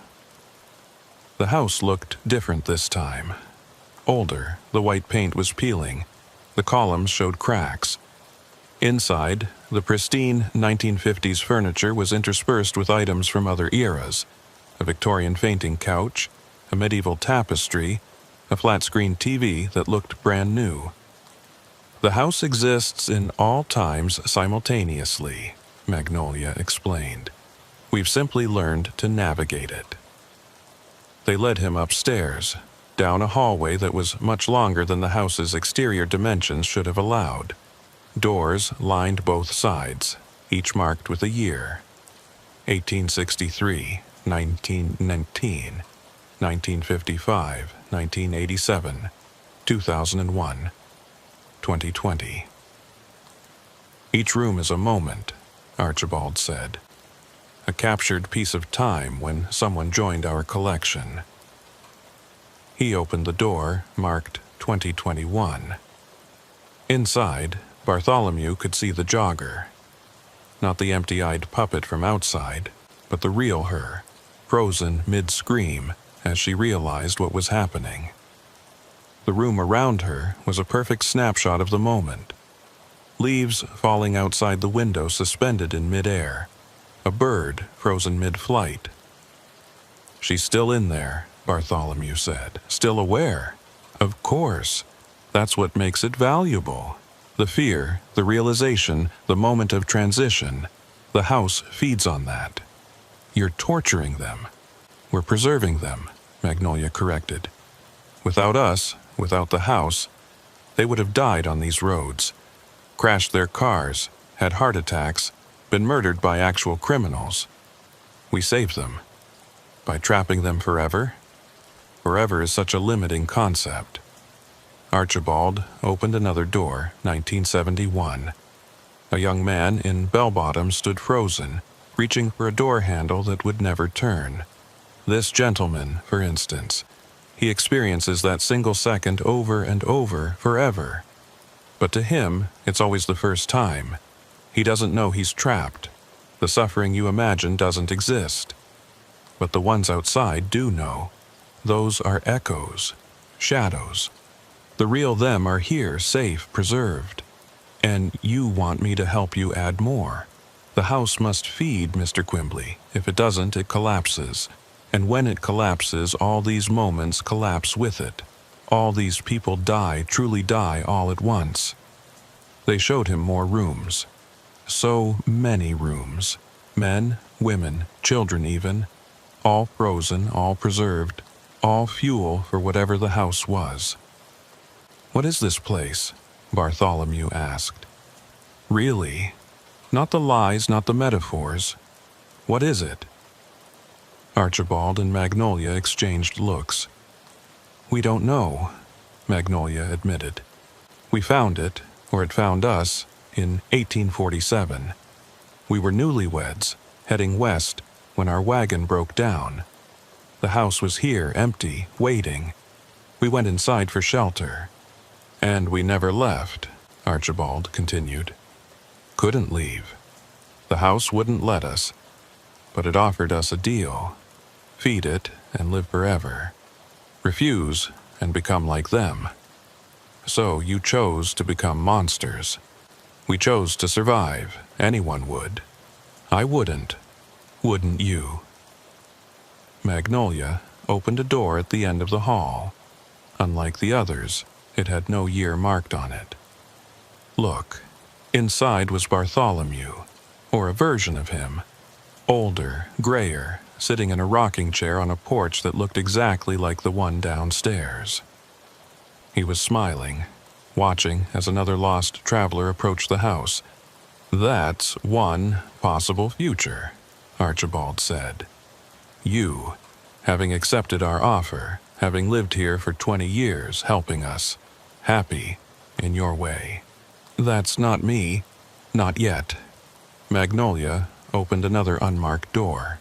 This one showed Bartholomew frozen like the others, caught in a moment of pure terror. And that's another possibility. You having refused, preserved forever in that single instant of realization. You're showing me these to scare me into agreeing. We're showing you these because they already exist. The house experiences all time simultaneously, remember? Every possible outcome has already happened. We're just waiting to see which one you'll choose. Bartholomew's phone rang. An impossible call, given there was no signal. He answered it. "Bartholomew." It was his own voice, old and tired. "Listen to me. Don't trust them, but don't refuse them either. There's a third option." "Who is this?" "You." "From a timeline where I figured it out. The house has rules. It can only take what's freely given or forcibly refused. But if you neither accept nor reject..." The call cut off. Archibald was staring at the phone with genuine surprise. That shouldn't be possible. Seems like a lot of impossible things are happening tonight. "The house is confused by you," Magnolia said, and for the first time she sounded worried. "You're not reacting as the others did. Maybe because I'm different. Or maybe," said a new voice, "because he's not alone." They all turned. A woman stood in the hallway, though she hadn't been there a moment before. Middle-aged, wearing modern clothes, carrying what looked like a modified CB radio. "Impossible," Archibald said. "No one can enter the house without invitation." "I didn't enter," the woman said. "I've been here all along. Room 1987. She looked at Bartholomew. "Dr. Rebecca Morrison, parapsychologist. I've been studying this place from the inside for 37 years, or 3 minutes times funny here." "You're one of the collected?" "Was, until about 5 minutes ago when your presence disrupted things. You're causing temporal fluctuations. The house can't figure out when you are, so it's losing its grip on all of us." "That's not possible," Magnolia insisted, but her perfect composure was cracking. "The house's power is absolute." "The house's power is based on consistency," Dr. Morrison corrected. "Every person it takes follows the same pattern. Arrival, invitation, choice, collection. But you," she pointed at Bartholomew, "you're breaking the pattern. Your truck is simultaneously here and not here. Your timeline is simultaneously now and 3 years from now. You're a paradox, and paradoxes give the house indigestion." The house shuddered. Not like an earthquake, but like reality itself hiccuped. For a moment, Bartholomew saw through the walls, saw all the rooms at once, all the trapped souls, all the possible futures and pasts bleeding together. "Stop it," Archibald commanded. "You're destroying everything." "Good," Dr. Morrison said. She turned a dial on her device and static filled the air, but not random static. It had a pattern, a frequency. "This is a temporal disruption signal. I've been building it piece by piece every time the house let me have a moment of awareness. It's designed to amplify paradoxes." The hallway stretched and compressed. Doors opened and slammed shut. The collected souls from outside began appearing in the hallway, their eyes gradually becoming less empty. "If the house collapses, everyone dies," Magnolia screamed, "including you." "Maybe," Dr. Morrison said. "Or maybe we all go free. Only one way to find out." She cranked the dial higher. The static became a shriek. The house's lights flickered between gas lamps, candles, electric bulbs, and LED strips. Time was coming apart at the seams. "Choose!" Archibald grabbed Bartholomew. "Accept or refuse. Either one. Just choose and end this." But Bartholomew remembered the phone call, his own voice telling him there was a third option. "I choose neither," he said. The house went silent. Completely, utterly silent. Even the static stopped. "What?" Magnolia whispered. "I don't accept your offer, but I don't refuse it either. I simply decline to choose. You have to choose. Those are the rules. Your rules, the house's rules. But I'm not playing by them." The house shuddered again, more violently. Cracks appeared in the walls, but through them, Bartholomew could see not the outside, but Other times, the Civil War, the Great Depression, last Tuesday. "You're breaking it," Archibald said, and for the first time he sounded afraid. "No," Dr. Morrison said. "He's freeing it. The house isn't evil, it's trapped too, forced to play this same game over and over. Feed or die. Collect or collapse. But what if there's another option? What option? Let go." The cracks in reality widened. Through them, Bartholomew could see every moment the house had ever experienced simultaneously. The first peoples who had lived on this land, long before European colonization. Spanish explorers in the 1500s. French settlers. The plantation that had stood here before the house. The house's construction in 1842. The fire that destroyed it in 1863. Its rebuilding, its abandonment, its rediscovery by Archibald and Magnolia. "This is wrong," he said suddenly. "You said you found the house in 1847, but it wasn't built until 1842. Archibald and Magnolia exchanged panicked looks. "You're not the original owners," Dr. Morrison said, understanding dawning on her face. "You're just the longest-serving collected. You made a deal with something else, something older." "Shut up!" Magnolia's face was no longer beautiful. It was cracking like old paint, revealing something underneath. "You don't know what you're talking about." "The house was built on something," Bartholomew said, pieces clicking together. "Something that was already here, something that needed to feed." The floor beneath them became transparent. Below, far below, deeper than any basement should go, something moved. Something vast and dark and hungry. "Oh my God," Dr. Morrison breathed. It wasn't a house. It had never been a house. The house was just bait, like an anglerfish's lure. The real thing was underneath, had always been underneath, waiting. "It's been here since before humans walked this land," Archibald said, his voice hollow. "The indigenous peoples knew. They avoided this place, called it the hunger that waits. But European settlers didn't listen, built here anyway. And it adapted," Magnolia added. "Learned to use human structures, human forms, learned to feed more efficiently. And you help it. We have no choice." Archibald's facade cracked completely, revealing not a monster but a terrified man. "It has us. Has had us for so long we don't remember who we really were. We're as trapped as anyone." "Then help us stop it," Dr. Morrison said. "Can't. The binding is too strong.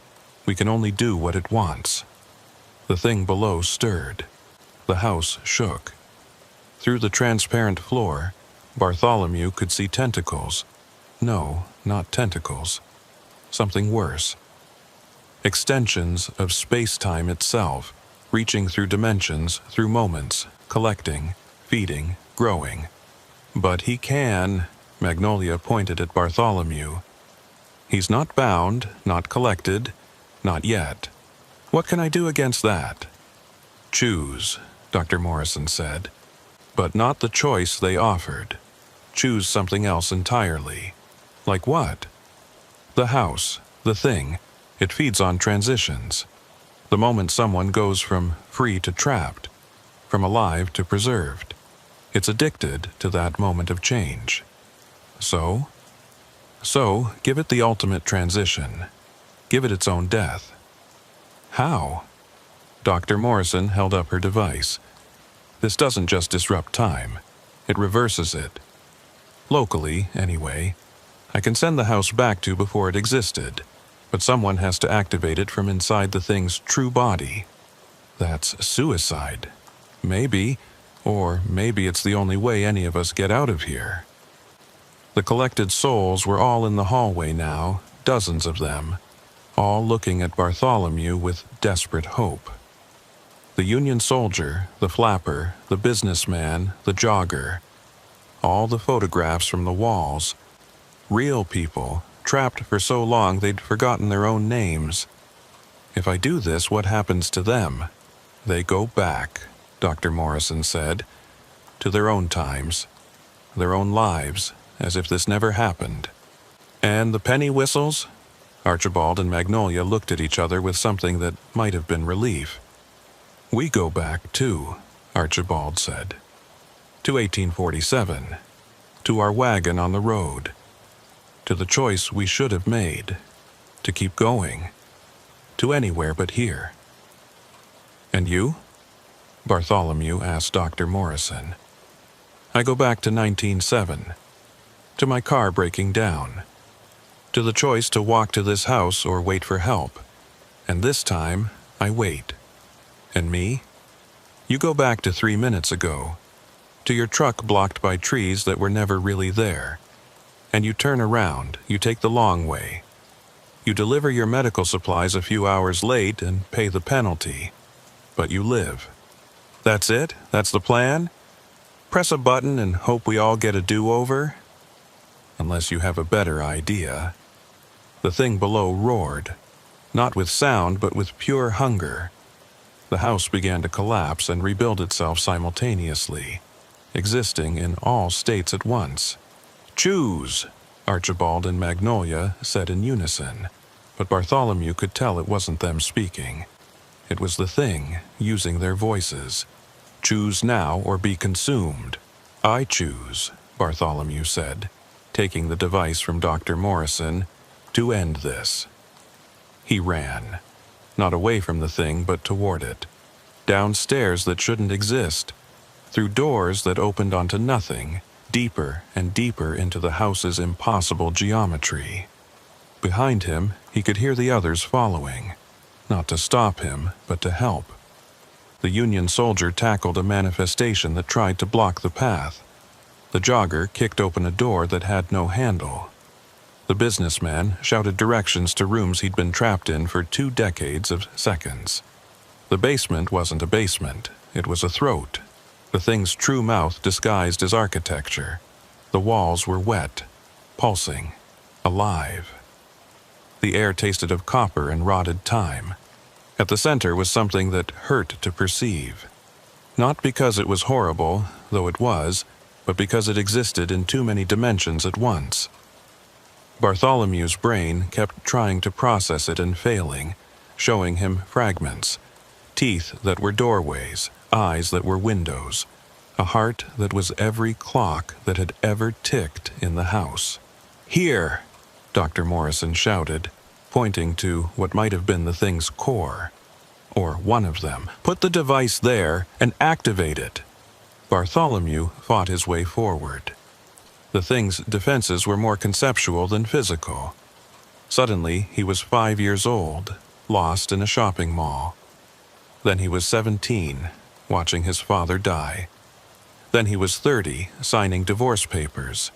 Every moment of loss and fear and transition in his life weaponized against him. But he kept moving. Because behind him were people who had endured worse for longer. The colonel had been trapped since 1863. The flapper since 1923. They had suffered decades, centuries. He could handle a few more minutes. He reached the core, placed the device. His finger hovered over the activation button. Wait. Magnolia's voice, but really Magnolia this time, not the thing. If you do this, if you reverse it all, we won't remember. None of us will. We'll be saved, but we won't know we were saved. Is that bad? Those who don't remember history are doomed to repeat it. Someone else will build here. Someone else will feed it. She was right. If they all forgot, if this was erased, the thing would just wait for the next victims. Unless, Dr. Morrison said, someone remembers. Someone outside the effect. How? Your truck. It's been in temporal flux this whole time, existing both here and not here. If you activate the device from inside your truck's cab, you might remain partially outside the effect, you might remember. Might? Or you might be torn between timelines and cease to exist. I don't know. The thing roared again. The house was coming apart faster now. Walls became ceilings, became floors, became nothing. "Do it!" Archibald shouted. "Whatever you're going to do it now!" Bartholomew ran again, up from the basement throat, through the dissolving house out to his truck. It was solid now, real, his anchor to the present. He climbed in, still holding the device. Through the windshield he could see everyone. All the collected souls standing in a circle around the truck, holding hands, protecting him, buying him time. He looked at the device, such a small thing to end such a vast horror. He pressed the button. Reality screamed. Then, Bartholomew jerked awake in his truck's cab. The engine was running. The dashboard clock read 3:44 a.m., August 15th, 2024. Through the windshield he could see the road ahead, clear and empty. No fallen trees, no obstacle at all. His phone buzzed. "Where are you?" Marcus texted. "GPS shows you stopped." Bartholomew looked around. He was on a small pull-off on a back road. Why had he stopped? He couldn't remember. Something about trees? A house? He shook his head, trying to clear the fog. He'd been driving for too long, that was all. Microsleep, dangerous. He pulled back onto the road, checking his GPS. He was only 40 miles from Natchez.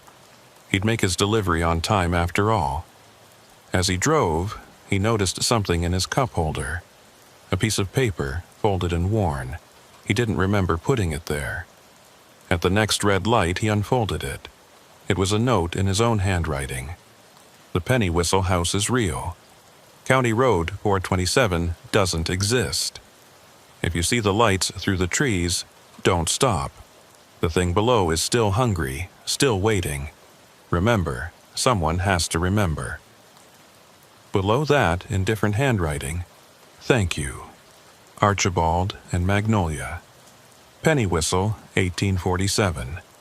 And below that, in yet another hand, "The device is under your seat, just in case. Dr. Rebecca Morrison, 1987. Bartholomew reached under his seat. His fingers found something metal, covered in dials and switches he didn't understand. He pulled over again, his hands shaking. Memories flooded back and not all of them, but enough. The house, the thing, the collected souls, the choice he'd made. He looked back at the road he'd just driven. In his mirrors he could see lights through the trees. Warm, inviting lights from a house that shouldn't exist. As he watched, a car slowed down. Its driver probably lost, probably tired, probably thinking how nice it would be to ask for directions. Bartholomew grabbed his CB radio, tuning to channel 19. "Breaker, breaker, this is Quimbley. Anyone southbound on the old highway near mile marker 47, do not, repeat, do not, stop at the house with the lights. Take the long way around." 10-4, Quimbley, came a voice. "Appreciate the heads up. Weird thing to warn about, though.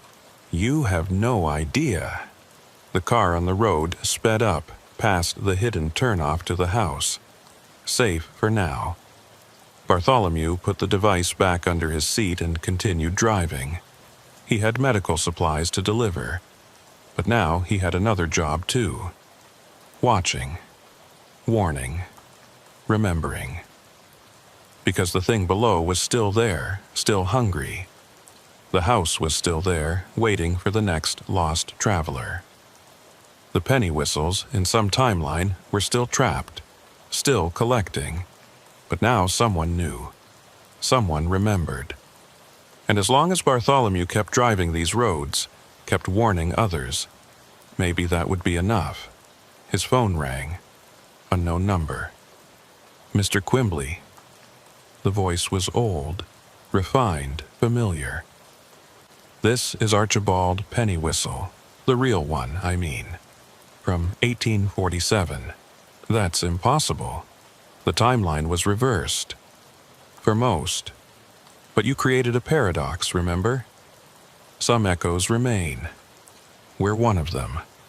Magnolia and I, we're free, but we remember. We remember everything. Where are you? Oregon Territory. We made it west after all. Started a new life. Had children. Grew old. Died. But part of us remembers. Will always remember. Why are you calling? To warn you. The thing below, it remembers too. It knows what you did, and it's angry. What can it do? It's trapped in that house. For now. But it's learning, adapting, finding new ways to feed. There are other houses, Mr. Quimbley. Other places where reality is thin. It's spreading. How do I stop it? You don't, you can't. But you can warn others. You can teach them to recognize the signs. The too perfect hospitality. The offers that seem too good. The choices that aren't really choices. That's all? That's everything. Knowledge is power, Mr. Quimbley. And now you have knowledge most people don't. Use it. The call ended. Bartholomew drove in silence for a while, processing everything. Then he noticed something. Other trucks on the CB were talking, and their conversation was strange. Yeah, pulled into this rest stop near Biloxi. Family there, acting real friendly. Too friendly, you know. 10-4. Same thing happened to me in Arkansas. Couple with a broken-down van. Something felt off. Brothers, if it feels wrong, it probably is. Keep rolling. They knew. Maybe not the details, maybe not the whole truth, but truckers were talking, warning each other. The network of knowledge was spreading. Bartholomew smiled grimly. The thing below might be ancient, might be vast, might be hungry. But humanity's greatest weapon had always been communication. Stories. Warnings passed from driver to driver, generation to generation. He reached for his CB again. This is Quimbley with a public service announcement. Going to tell y'all a story about a house that shouldn't exist, and the thing that lives beneath it. Some of you might think I'm crazy. That's fine. But if even one of you remembers this story when you see those lights through the trees, if even one of you keeps driving instead of stopping, then it's worth it. He started talking, telling the story of the penny whistle house. Other truckers listened, some laughed, some called him crazy, but some, the ones who'd had their own close calls, their own strange encounters, they believed. Miles passed. The story spread. CB to CB, truck stop to truck stop, driver to driver. The modern version of an ancient tradition, sitting around the fire warning about the dangers in the dark. Bartholomew delivered his medical supplies with 2 minutes to spare. As he was signing the paperwork, the receiving clerk said, "Heard a weird story on the CB coming in. Something about a house that collects people?" "Just trucker talk," Bartholomew said. "You know how it is. Long hours, dark roads, imagination runs wild." "Yeah, but still, makes you think. My cousin disappeared on these roads few years back. They found his truck, but never him." "Where?" "Old highway, near mile marker 47. Bartholomew's blood chilled.